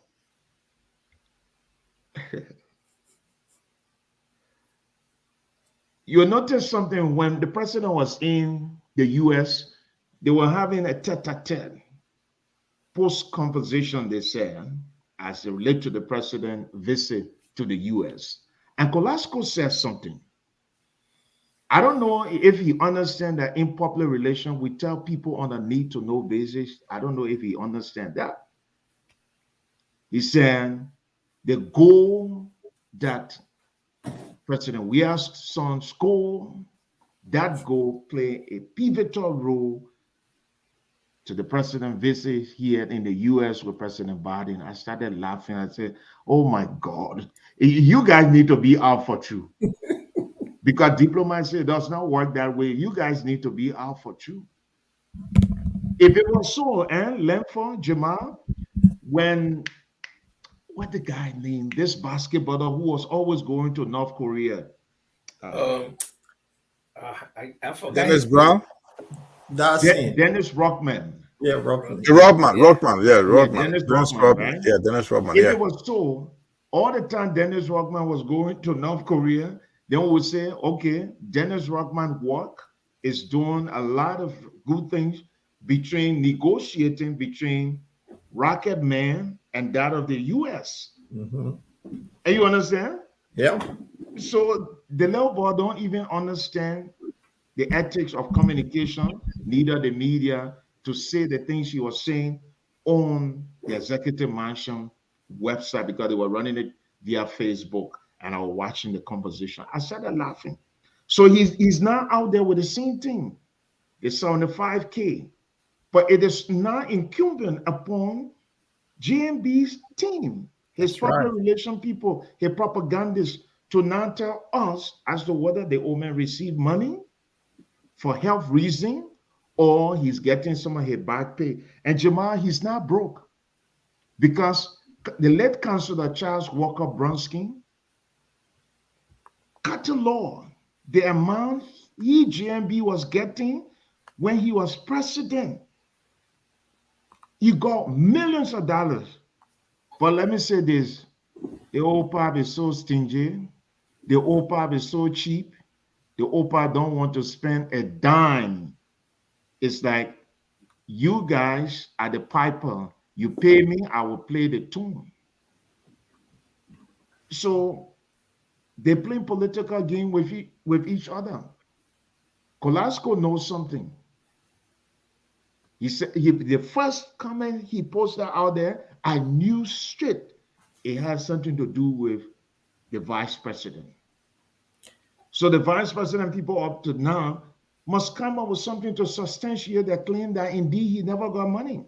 And if the vice president is an head of the state man, is somebody who's factual, who said once he knew coming from CWA and turned around and told us that he don't even know Cummings, to come up now to give us a vivid picture as to whether he didn't receive money. So, Lemfam, between you and myself, this is the reason why we need a genuine change. Because when you look behind him, some of the people behind him, we work for them. These are gimmicks. These are people who believe that it should be their way. And if it is not their way, it won't work. So most of the guys you see who jumping behind the old path, now let me take out the journalistic hat and take out the pastoral hat and be a patriotic Liberian, right? These guys are people who, in their very constituents or from their constituency or the community they live in, they have not done anything. They work in government. When they were in government, people, for some young people to acquire scholarship, you have to do what they call turn the table. That is a language that they know. You have to turn the table. How can a competent man turn table before he get a scholarship when he's competent for the scholarship? They were selected. Now, bulk of them sit down on social media and they want to denigrate Cummings, they want to badmouth Cummings, or they want to portray themselves as angel. They are not. And the old man not taking into consideration that these boys are dragging him to his grave. Why you think the Nigerians don't want to elect any other man? They're going behind Peter Obi because the Nigerian young generation believe they can relate to Peter Obi more than the older generation. But these guys want to give us the OPA only because of what they have in their mind. Some of these people work in government while we were in the country. Their performance were dismal. By even more than some of these guys who you find there today. So the only thing they're coming back for is to come to loot. But the masses don't see it.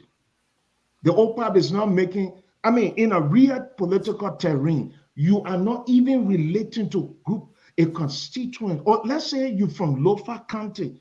So show me some, vivid pictures of your own achievement in your county. You sat over concession agreement, 68 Booker's concession agreement. Who benefited from the concession agreement? Nothing. He was sitting at that same Senate when 2011, Madam Salif appointed Edwin Melvin Snow, that other criminal, to revisit the concession agreement with Dr. Tauber. With Mr. Tauber. These guys think we're stupid. These guys think we're sleeping. That's why some of us decided that, look, we do not have the AK-47, and we are not afraid of them. We will put our faces out because tomorrow, history will say, Lemfa, yes, you were around. Jamal, you were around. Marie, you were around. Paul, you were around. What was your own contribution that we're going back 6 years into the hands of another group of thieves? So they didn't come out to tell us whether he got money or not. And Jamal, stop saying this old man is broke. And I'm going to post something up here from the old man own camp.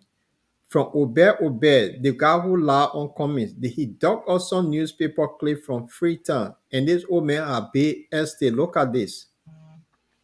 You see there, underneath there, this came out 2017.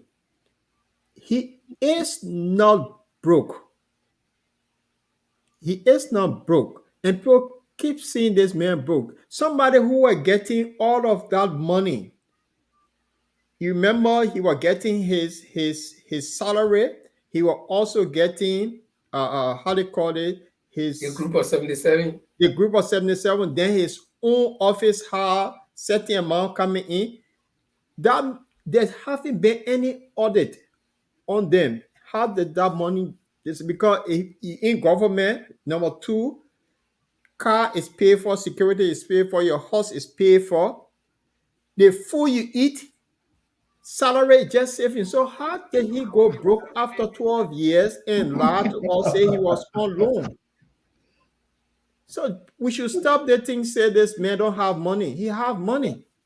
I think he wanted. Okay. I think he wanted to make a political statement that we to buy sympathy from the voters that he's broke. But I know he said that he's living on loans, which he's not. I mean, I would just quote to him, and I believe that also consider he's broke. He may have turned our country. He may also be living our country alone. He may be using our country to pay back his loans if he do become president. So that's another thing we're looking Yeah. into. Yeah, that's why I wanted to come in and say, you know, the exploitation this is what they call leadership exploitation, because he just want to come and exploit again. That's right. Okay. So he You just know, as because I sat, people he huh? look at see all his runners, see all these people that is behind him. It was like the Liberians cannot just see, and then when you call Liberia, oh, I want for Boakai to win. They never like, and if you look at it, like Alexandra Comey, he's so neutral in everything that's going on. He just been like, he just a concerned citizen for his country. Like all of us here on the show tonight. We're just concerned the same as Alexandra Comey. I've been following up Alexandra Comey interviews, and he said he has such a beautiful mind for Liberia. He has such a great plans. I love his business model for the job. You know, or he kind of like point out all the key areas. Like even me, I say, yeah, this guy's the guy for the job. I You just want to add on what Marie just said. We have Mr. Cummings who has laid out his 5 pillars for the country.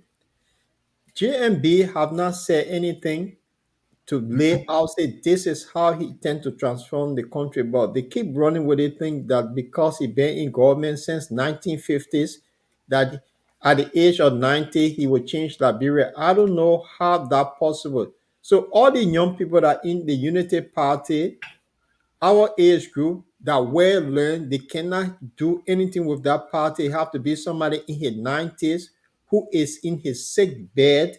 That means when we put him there, it means every time we have to send him overseas for medical. Will the country not be draining or what? What are they thinking on? It's just laughable. Honestly, this is the time that Liberia we should look forward to somebody who has clear vision for the country.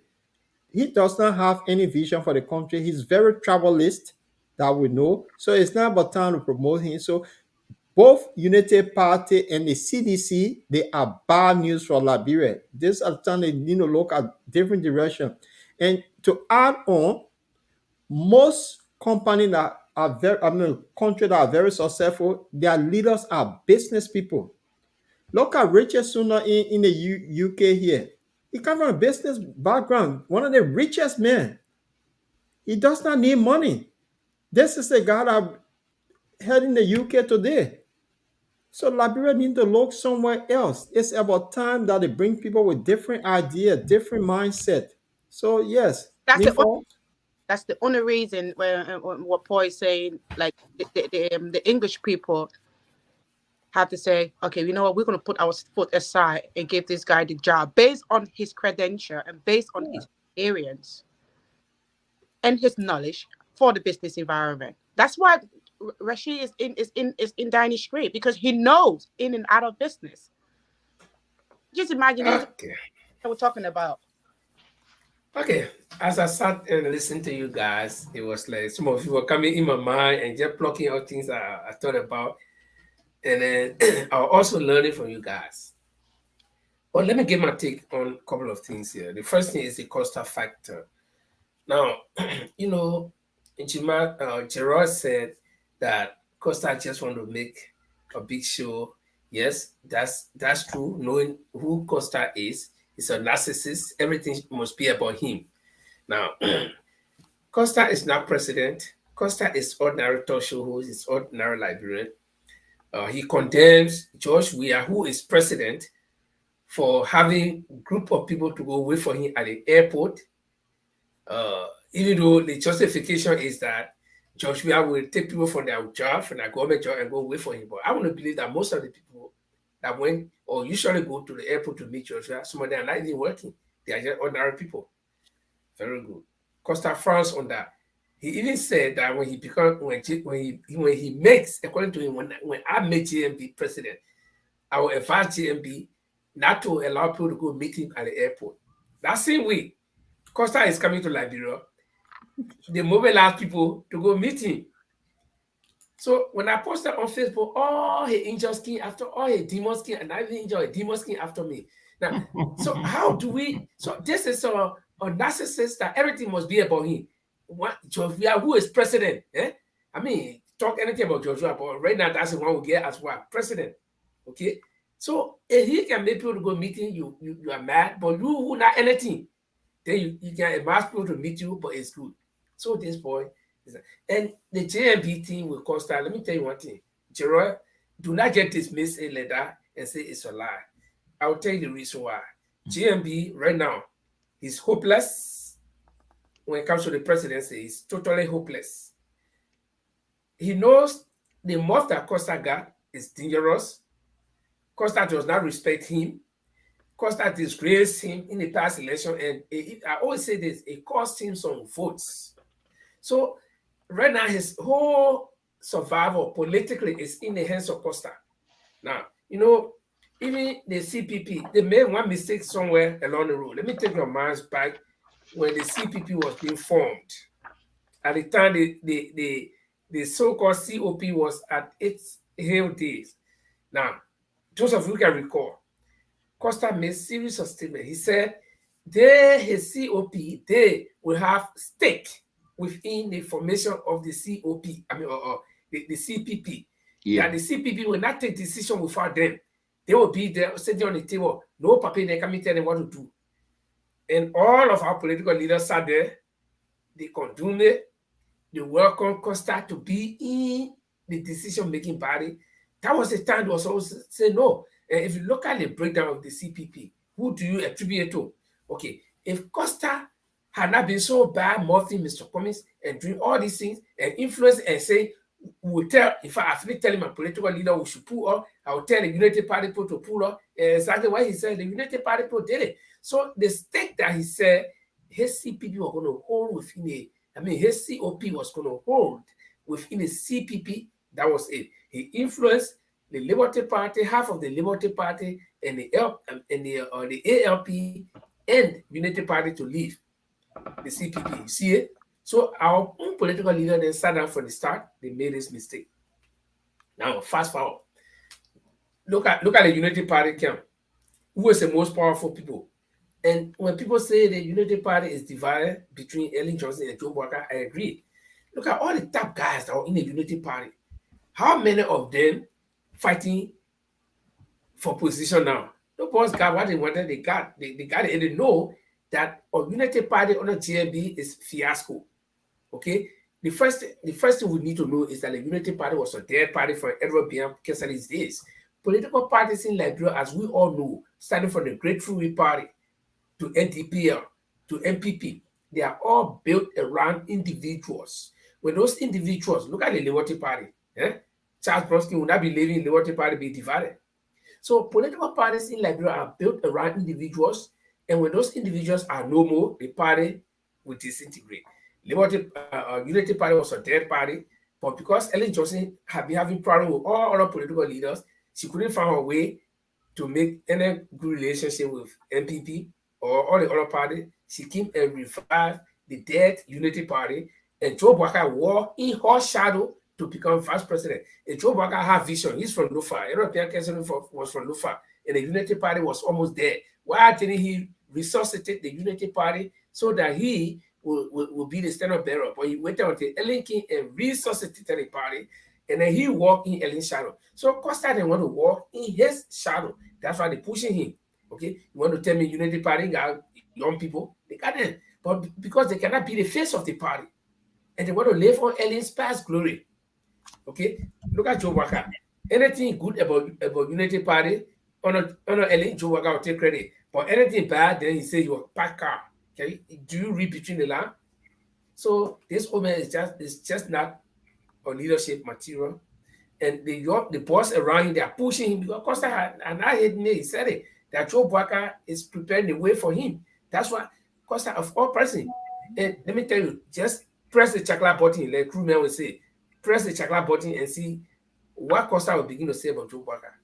And he always said it, he always telling the Unity Party people, I'm not Unity Party, I'm not supporting Joe Boakai. Some of you are behind Joe Boakai so that you will get what you want.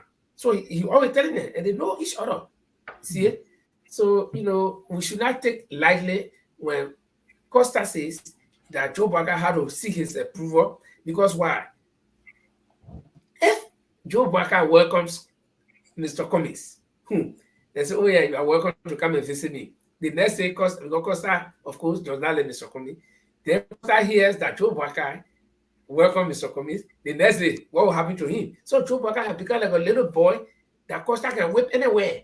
No, that's why I said earlier on, when you look around him, just look at the conglomeration of people around him. Yep. Yes. See people like Charles Snyder, who have, he had a contract with BBC, focused on Africa. He had a contract with Radio France. He didn't do anything.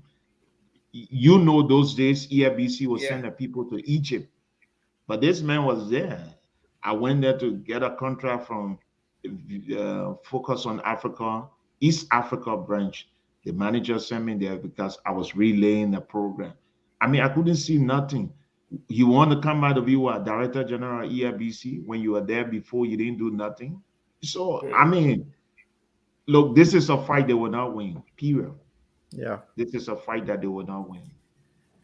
Yeah. Some of the boys that when Eddie sent them away, they came back to do their own chopping. It didn't materialize. She left office. So now some of them rallied behind GMB to come by and do their chopping. And this will not work. A lot of us will push this thing for a better change. Yeah, but look at my own picking, former assistant minister for transport, Terry Genesi. They always throw generator, early displacing. Then here, if he said that the bad muffin. But another laughable thing about him that I always say is this: you went to court, you won the case. Yes. You turn around, you cash in for a job at foreign ministry. When I left Ben, I resigned because of corruption. I resigned, and I told my good friend Harry Green, who was about to spend millions of dollars to buy the both radio, TV, and newspaper. I told him, I said, you put your money there, I will never work for you. I resigned because of massive corruption that was taking place between money we had in Echo Bank and few of his group friends. I told him, I said, look, Ben, I'm going to resign if your guys don't stop stealing. I resign. But you won a case with the government. Then you turn around, cash in for a job. But today, you can sit and talk about Cummings and this, that. That's what I told a lot of them. I said, I'm on, bring it on. Right. I'm not going to hide my face to say, oh, Reverend, you need to go preach the gospel. That's why I say to them sometimes. The very Bible you're talking about. The Bible we are the conscience of the society. And as conscience of the society, we must play a pivotal role to guard our congregation That's Okay, right. but you cannot sit Lamphor and you see these things happening over and over. Look at the country today. I mean, look at the level of prostitution in the country. Potential young women, young men, they cannot even, their salary cannot even commensurate their work. And few group of us who had an opportunity to leave that was in government, you create a podcast and you want to denigrate Cummings, well, then you got us. You got us because we know you are never in the media. And so we who are around and know your dirty deeds, you go Yeah, we after know some. Cummings, will go after you. So, can we have this short commercial break? Sure. Five priorities we have, and we call that the what's. And then there are five things we call the how we'll do it. And those priorities are as follows. Our first priority is infrastructure. Simply put, it's electricity, it's roads, it's water, and it's internet and cell phone connectivity across Liberia. We have to invest in infrastructure. That is the top priority. That's the basis on which we can and will do everything else. The second priority for us is job creation. There are too many unemployed, underemployed, and unemployable Liberians. The unemployment rate is over 85%. And therefore, job creation is our next priority, creating jobs for the Liberian people. So after job creation, our next priority is agriculture. We are a country, after 170 years, that do not fear ourselves. Last year alone, we imported over 160 million United States dollars in rice import, and total food imports was over $280 million. These are things we can do for ourselves. We should be producing rice to feed ourselves, and my commitment is that by the end of my first term in office, we will be self-sufficient in rice production. And within education, we are focused on vocational training, teachers training, and adult education. But we have to educate our young people because, again, that's how we can help them create jobs. That's how we can train farmers. And so these things are all linked together. And our final priority in terms of the what's is health. Because you can have good infrastructure, you can have a good job, you can feed yourself, you can have great education, but if you don't have your health, it doesn't matter. And so health is our fifth priority, and there we're focused on primary health care and preventive health care. So those are the what's we'll do for our people, for the Liberian people. Okay. Okay. And Paul, thank you very much. Just let me just make one small correction right there. That is not a commercial break because people would think that Mr. Comey pay us to do this. But that was just information break.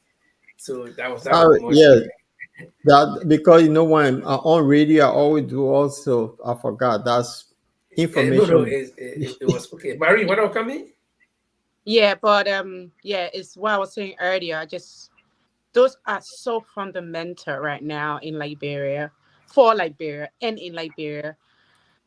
He just hit the nail right the boom, like right where it's meant to be. It just went right in my hold, a little n- plank I got laid out because, like, most especially the healthcare, you know, he included that. I don't know if Joshua even did had a find had a business model or the pilot when he first came into. PADP. Oh God. Well, I think our time is fast spent, but let's, guys, it's been a wonderful night. Let's quickly, very quickly, in few words, talk about these arms that were reportedly seized by the Liberian National Police that they paraded it on the internet and called press conference, and they were even displaying them. The question is, after the seized these arms reportedly, and they also promised that they were supposed to go back to the port. The container was under their control. They were supposed to go back there the next day. to open it. And in fact, they went to Broadville and got some, was it Broadville? Yeah. And they got some arms from the ceiling and all that, blah, blah, blah, blah, blah. And then all of a sudden, we did not get any more press conference as to whether when they opened the container, they got some arms. We did not get any more press conference as to what happened to the people they arrested, even though we understood that some of them were released. And we haven't had any information as to who brought the arms in the country.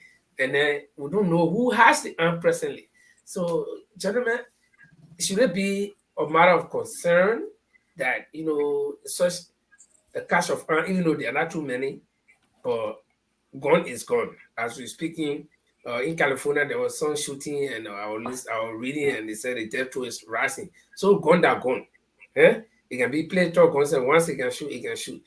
But the question is, these guns came in the country. Police reportedly arrested. Where are they now? Who got them? And why the silence? Linford, Hmm. let me bring in a little clip here from Yeke Koluba, who had an interview with the press.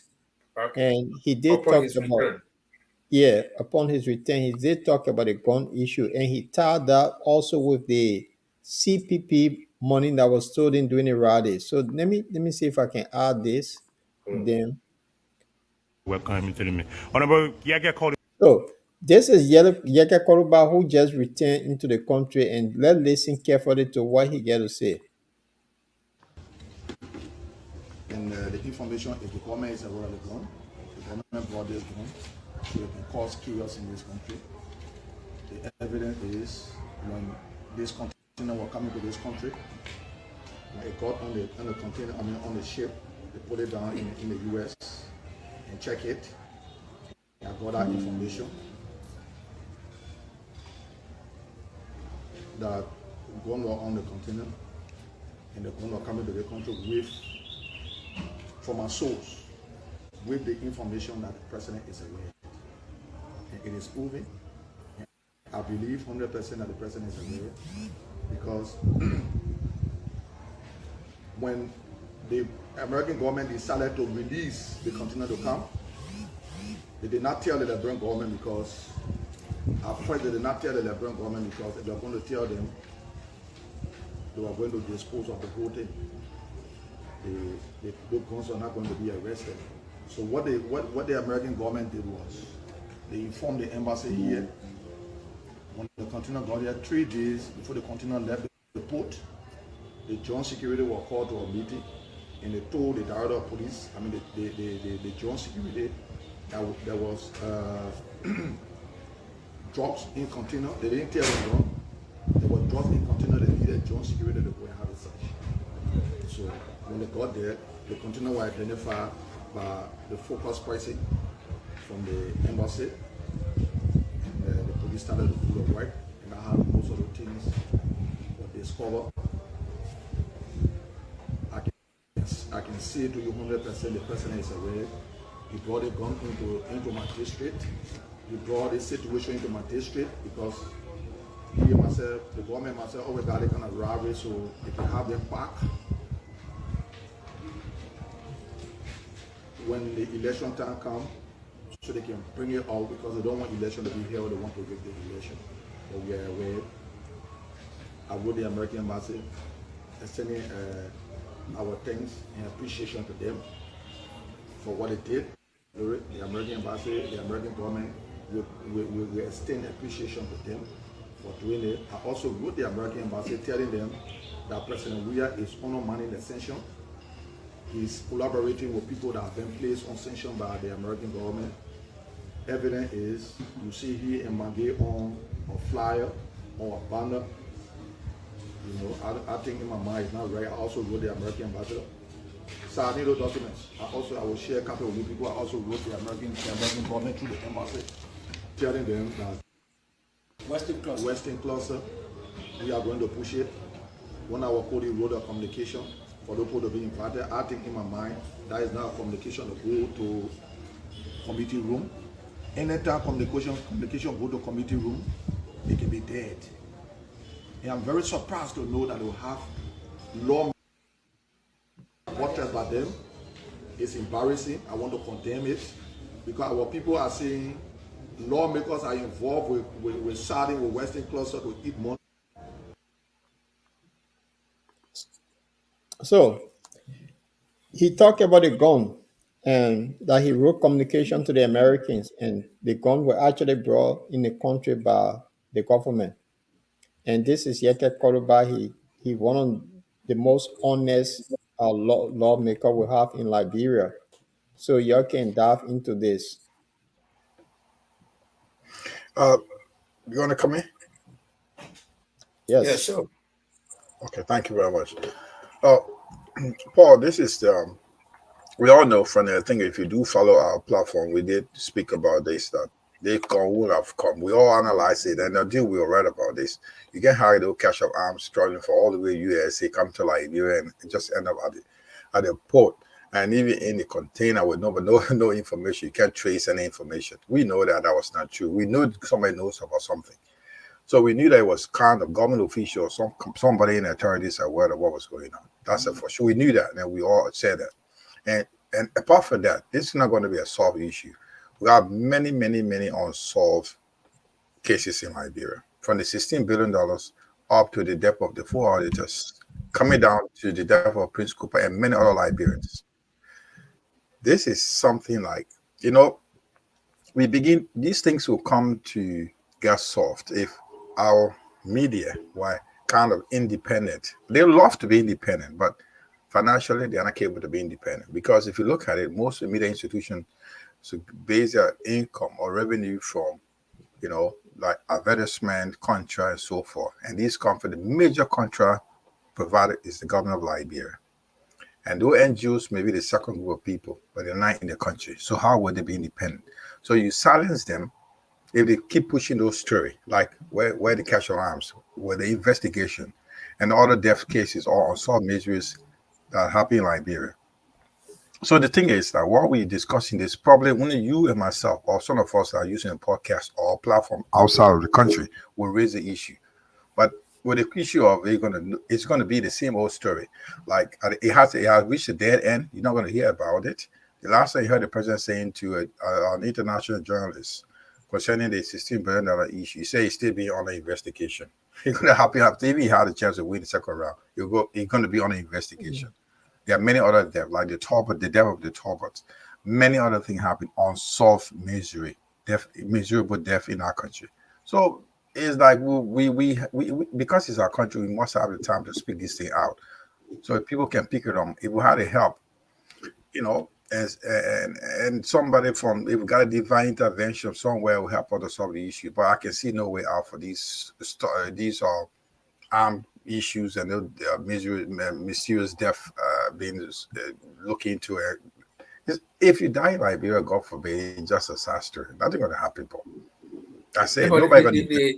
the major question here is who's in possession of the arms? Government, of course, The but government. this is a clear case. You will work at the port. You did maritime study. How would something leave the port from the USA up to Liberia with any trace and arm? That is a contraband goods, Linford. How would it enter into the country? That's not possible. We talk about it here. This is not something. It's not something like it passes through. Do anything like Google will pass through a laser that you will see what is into that container, what is into that particular box or whatever it is before you get to another country. It's been traced. The American government is aware. Whoever is in charge is aware that who ordered the arm. It's the government of Liberia. We said it here. We couldn't lay finger on who was in charge, but somebody in the authority is aware of what's going on. That's just a fact. It will come out because if people like Yeka Koliba won't come up, we won't get any more story. He will come and tell you the real story. He's one of the honest men, like Paul said. He will come and tell you clearly what is going on. Everybody shut up and said nothing because their bread and butter, the food on the table is only in the pocket of somebody else. So if you talk, they're going to shut you down. So they will keep shout. They will more shout. They wouldn't say anything until the just case is dead.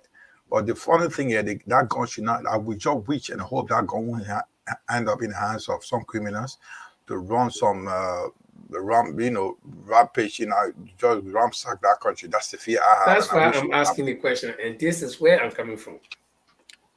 They don't let it out. The government know who to give it to. They know they got a group of talks they can give it to just destabilize some part of the cities, all the countries. That's what they may do it during the election. Just blame some innocent people for some stupid crime or something. That's what I can happen. Nobody can carry going in that country without the government consent. So there's something Yeke said in that tape about the government don't want the election to go on and they're trying to destabilize the country. Prince Johnson said something 2017. Say when we elect Weah, there will be some sort of war. Is that where we heading, or will it be the situation in the Gambia where the president Jaya Jammeh refused to leave and aircrafts have to run him all the time? Is that similar thing that been happening in Liberia? We still yet haven't had the voter registration yet, timeline in our favor. So what's going on, guys? Gerald?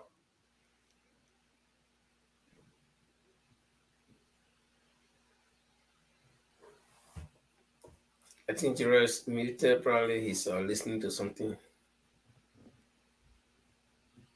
Yeah, but when it comes to the voters registration and the delays, I think this is all again the government's excuses that no money, and it could also be done intentionally. Here is a government that says no money, but again, the same government carries rumors around that they gave the former vice president 75,000. So all these things could be done Hello? Yeah. intentionally. Okay. No, I have myself on mute and I lower the volume here. But I would say this, like what Jamal said earlier on, all the different investigations in the country, we can't find, let's put it in a typical Liberian way, no head, no tail. Noted. No head, no tail. The only people that can help us now is the US government. And I doubt whether they will put that arm in the hands of criminals because the current US ambassador is like the return of Linda Thomas Greenfield in Liberia. So if those arms go missing, when in fact they said that the arms came from here in the US, the US government will be on the Liberian government. So President Weah will have himself to blame if the guns shoot in case they leave from the armored dome of the Liberian National Police or the NSA, and we find out that they are on the streets and people are using it, then meaning they the government is aware who gave those arms to talks to go out there to terrorize people during the election season in our country. So all those unsolved investigation in the country, this one, I don't think they're gonna get away with it. So in terms of who have the arms in their possession, it's the government, nobody but them. Okay, But I with think McCarthy in the country, I So I doubted whether the boys will run away from this other one. I mean, so they just have nothing to say because so if you go back to the tape, the police um, commissioner boss said we capture. Listen to that tape. We capture the arms from where? Was there any exchange of fire to use that kind of language? No. Two, to start displaying the weapon in this country. When the people discover arm or ammunition, they will tell you about it, but they will not display the arm to give you detailed information and people touching the arm left and right or the arms left and right. So for that, they know what's up. They know exactly what's up. But the thing here is one thing I haven't heard from the opposition leaders here as to whether they are speaking to this issue, whether they are writing. Yeke said he wrote the US embassy and they wrote other people. But we want the political leaders themselves to be proactive on this one yeah. because it was doing almost similar thing when Robert Phillips was caught up in the spider wipe and Samuel Doe ordered his people to kill Robert Phillips like chicken. It was during the same election season. So I hope most of our political leaders are adequately informed about some of these things and will act, you know, immediately to start calling on the ECOWAS, the AU, and the US government or the EU to start investigating the government on these issues because we want to know the actual perpetrators. We want to know where, who brought the arm into the country, when. We know the arms are there, they discover him, but we actually, want to know the real perpetrators behind it. And you will not find the real perpetrators now because according to Yeken, from a reliable source, the guy who brought the arm in the country is a So sedition. sedition. Division. Yeah. So on that note, before you guys come in, and you ask the question, who hands will the arms be in? And it happened in, I think, well, in District 13 few years back in a by-election, and this is where it landed. So look at this, Nifa. Who's that? The city mayor of Liberia patrolling in District 13. You see his hand, he get gun, and then the machete in his security hand. So you ask that question. These are the people that will be going around with those arms during the election to intimidate our people. So that's example that happened in District 13 few years back. Remember, I think Yomni Kanga Lauren, they were there campaigning when Jefferson Kochi and he took on them. So when Yeke made an allegation, say they brought the arms to destabilize the election, he knows what he's talking. So come in, Lifa. Well, like all of us have been seeing, there have been investigations about greater things in Liberia and no hay, no tea. But we hope that this one will claim the attention of the Americans. And the reason why I'm specifically mentioning the American is that the government said the arms came from America. Now, let's get this one straight. I think under the American law, uh, like in the state of Texas, Texas has open carry policy. So if I live in Texas and I meet all of the requirements that I can buy a gun, okay, I can decide to send my gun anywhere. Now it's left with the country, the destination country, whether they can accept arms to enter or guns once you buy it legally in now. Texas is not even an open country. Most of the Midwest or the Southwest countries, Also in they are open. Arizona. Yeah, they are open carry. So and I think Louisiana as well. So you see, when it happens, once you legally own that gun, you can send it. The question is, if I'm sending it to wherever, to my village, Bungonima, maybe my people in Bungonima will say, no, we don't allow gun to come here. So that would be the only problem. So is that illegal to send gun from America? Once you got all of your people work straight, we will send it. But in Liberia, we consider gun transportation illegally if it is not owned by government. So then, if the government made the statement that it came from America, and then it's illegal for guns to get into Liberia like that, out of government enrichment, then now the Americans will be concerned because it will be like, oh, America, you allow people, your citizens or people from your country to send guns to our country. So I think the Americans will have to step into this one. And I think Patrick Sulu made certain remark about the Americans. He said, the Americans have been informed and they are working with them. So we hope that we'll get a closure to this one. And it shouldn't be like the death issues about full government officials, auditors get that, nothing can happen. And so on this note, I think we've all run our time, and of course we've done a great job.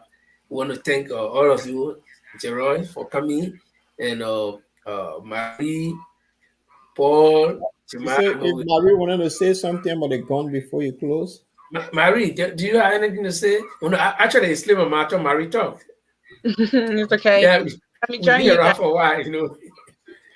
You guys make me go to bed on a Tuesday. Always good. So I'm always really good. About the I, gun in Liberia, it's like what all of you guys say, it's just common sense. The government, just because they're trying to intimidate because of this election stuff that is going to happen. But why? You know, why? You know, that should happen. That's the question. Why? Why should there be in this day and age? Why should the port of Liberia receive such like container coming from America, most especially America? He just left America with Jay Biden. So the story is very fishy. I'm a bit concerned and a bit worried about this gun stuff in this gun story in Liberia. Yeah. yeah, but and okay, yeah, Paul, I don't know whether you want to come in, but the thing is, when I hear people say they want to make people scared with gun in Liberia, then you should be talking about pre-1990 days. But after 1990, the only reason why you make somebody scared with gun, the person does not have one. But all the people that pass around the town, some of the people that people who lose gun, Linford, yeah, our people scared. People throw stone, people start running away. This is the situation. yeah, So because they they don't have do it. stone. Well, Uh-huh. I'm telling you, see what happened to Taylor Ure in District 17, Lokington? Yeah, You saw what happened to that Canino crowd thing in District 13? I think it came a point they were doing it so often that the police will stand back. Those things happen until Darrell's DeLong, the most untrusted person, to say, look, the next time this happen, if the president vehicle passing will throw stone, and that had that nonsense stop. yeah, They but have to threaten now them. you You get see? my point. You get my Yeah, point. so So if the people have the same thing you have, they will not run. But it's just that when they don't have it, they will run. So you can't make Yeah, exactly. people but So scared. Yeah, if the government bringing arms and the people don't have it, they will run. see, so they shouldn't. I don't think using gun to make people scared because eventually the same people is making scary all the time. One day gun will get in their head to some kind of way. Then what will happen? Then you will be on the run But yeah, now. Linford. before we Yeah, go, I think Jamal Chan, before we go, the situation here, what yeah. I keep saying, this president who is crying wolf now Mm. because he know he feeling the pressure from the opposition, especially Mr. Cummings, and he's seeing that this could slip from his hands, and he don't want to leave power. With that situation that happened in the Gambia, that he when they whipped Jaya Jami, he didn't want to leave power until Echo had to run him out because this what going to happen. Mr. Cummings going to win this election. Will we are want to stick around, or will he give it waiting there when he flocked, or will he want to hold on to power for Echo No, to I run don't. him all the time? We will not be drunk. It just He will not be. He can come from Jamaica resort with a sweet Coca-Cola in your head. He will not be drunk. The sweet Coca-Cola. That one. Let me start posting that boy. The sweet Yeah, Coca-Cola. you know, Paul, Paul. yes. Yeah, Yeah, yeah. the thing is, like, that's another thing I was talking about. I want to talk about anyway with the sweet Coca-Cola. I love to taste that sweet Coca-Cola that he can mix himself. Don't try it. So, so something is being produced in Jamaica Resort, so we want to have it. We'll promote it. I will help to promote that without any cost attached. And yeah, with regard to my brother Linford, let's not pray for guns getting into the hands of the wrong people, man. You know No, the no, deaths that no. happen in our country. I mean, I understand that nobody's scared anymore a gun because you may have seen it because you know talking about when it gets in the wrong hands, that's going to be trouble. We know what we saw 14 years in our country, and nobody wants to see that happen anymore. And I think nobody wants to intimidate anybody. And we wish that said American get involved and get to the bottom of this, but I don't think we should be taking our case to the Americans. We should be able to solve our own issue. But it's just because we got weak government, we got unqualified government leadership. That's the reason we're wishing for the American to solve our problem. Little investigation, we ask the American to come in. Any little thing, we're asking foreign people to come Yeah, in. because we We lack can't the solve our justice own system. problem. You see, We our don't have our system own is weak. system. Yeah, they ask American to come and solve our problem. The last time those who were around, I think Brother Jerome Cummings were around when the war came in. We were one of those that later. What's the guy name? He was a journalist. What's the guy name? Who led that? We went to the American embassy. We had a a peaceful rally. One of the journalists led that something. Forgot his name. Clohine. Clone was one of those one that led that group. We were all part of it. I mean, going around to America to get involved to stop the war. And they said they were not part of it. And why should we go to America?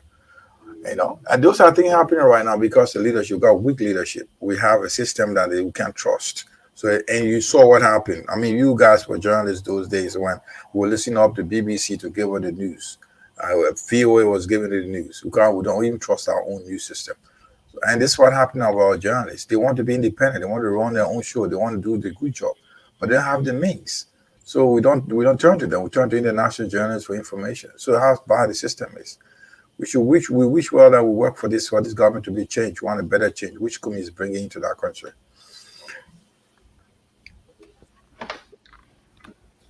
Yeah. Yeah. Okay. Fair enough.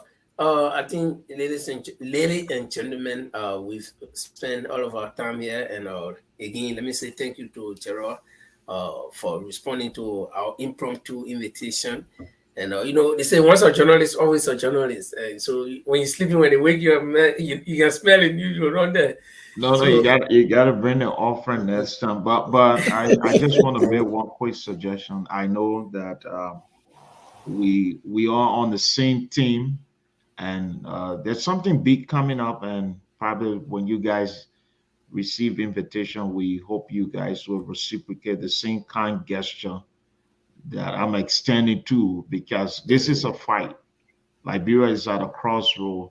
I just been all over the place sharing the video, and I know that some of the people maybe on this side they may be at work, but just to see if how best we can coordinate things so that others can be a part of what you people are doing to create the awareness from your end as well. good. As long as it's talking and giving our input, I think all of the guys, we all here, we are potent enough. Um, Probably if there will be any obstacle, that could be time factor. But once we run into any live show, we can make it. We can come here and drop our little 1 or 2 cents, and because this is a fight, and You've you been know, dropping a 1 or 2 cents from Radio LIB. We still can see the cash. and but this is a big fight, and big fight. Everybody got a part to play. Some people they just shout, "Oh, you're little people, you're divided people." Some people they say, "Yeah, punch it, man." So we got to get our input out as well.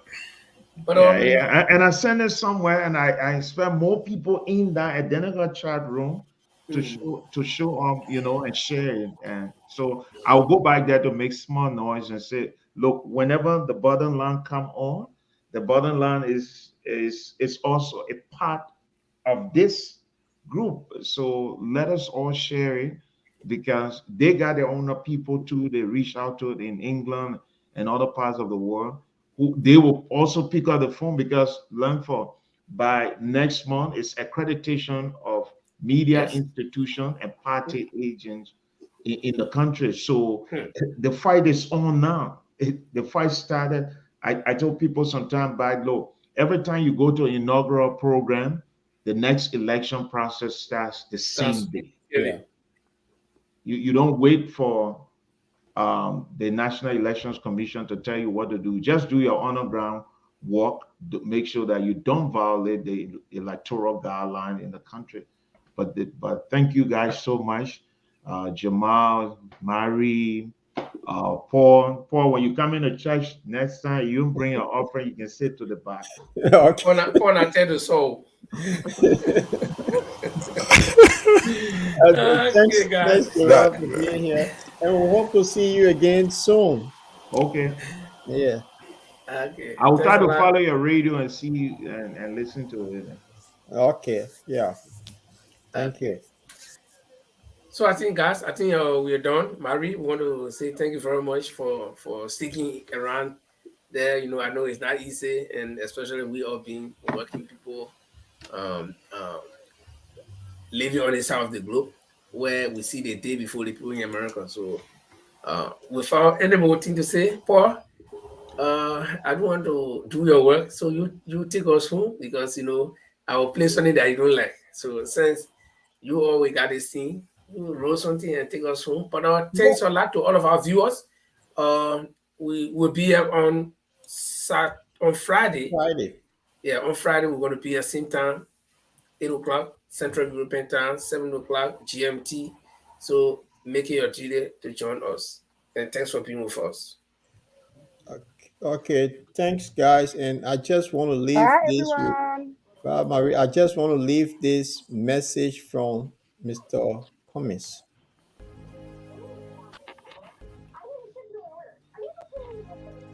How are we going to do this? Yes. How are we going to do these things? The first how is we want to engage Liberians differently in the transformation of our country. We call this hearts and minds. How do we get all Liberians to participate in the changes that are required? We're going to use arts and music and culture and reconciliation and religion. All of these things, we will be deliberate in using these things to engage us as a people in this transformation process. And so we're doing some work on how we can make those things happen. The next how is that we're going to find the money. We have to find the resources, the money, to do all of the what's I mentioned earlier. And the way we'll find the money is first we'll go after waste in government. We spend a lot of money on things that we don't need, or we pay too much for things that we do need. So for example, I believe the vehicles we buy for our government officials, we spend too much money on that. We should reduce the number of vehicles, and we should buy less expensive vehicles for our government officials. We need to reduce how much they make so we can pay teachers and civil servants and police officers and the military officers and healthcare workers, people who actually do the work. We need to pay them more money and reduce the gap between those at the top and those who actually do the work. The other way we'll find the money is going after this thing called corruption. Corruption has been the bane of our country. Is the primary reason why we are as underdeveloped as we are today. And we will aggressively go after corruption. The first thing we'll do is we will appoint a corruption czar, a minister in charge of corruption in the presidency that will coordinate all of the agencies that are meant to find corrupt officials. Secondly thing we'll do is we'll make sure we are giving the resources, the money, the right people, the right logistics to the anti-corruption agencies, the LACC, Liberia Anti-Corruption Commission, the General Accounting Office, the Public Procurement and Concessions Commission. We will make sure they got the right resources to go after corrupt officials. After that, when we find people who are corrupt, we will prosecute them, we will put them in jail, and we'll seize their assets. It will not be good enough for you just to resign. Okay. So those are the things we will do to really go after corruption. I have committed that I will not take a salary. The salary that is paid the president, I will allocate it towards helping to fight corruption. That's how important I think it is to us. And then the other way we'll find the money is we'll make sure we're getting full value, the full monies we're due from our natural resources. We'll look to exploit other natural resources so we can get the funds required to fund healthcare, to fund infrastructure, to create jobs, etc., etc. So finding the money is the second how. The next how is we want to create a government of inclusion.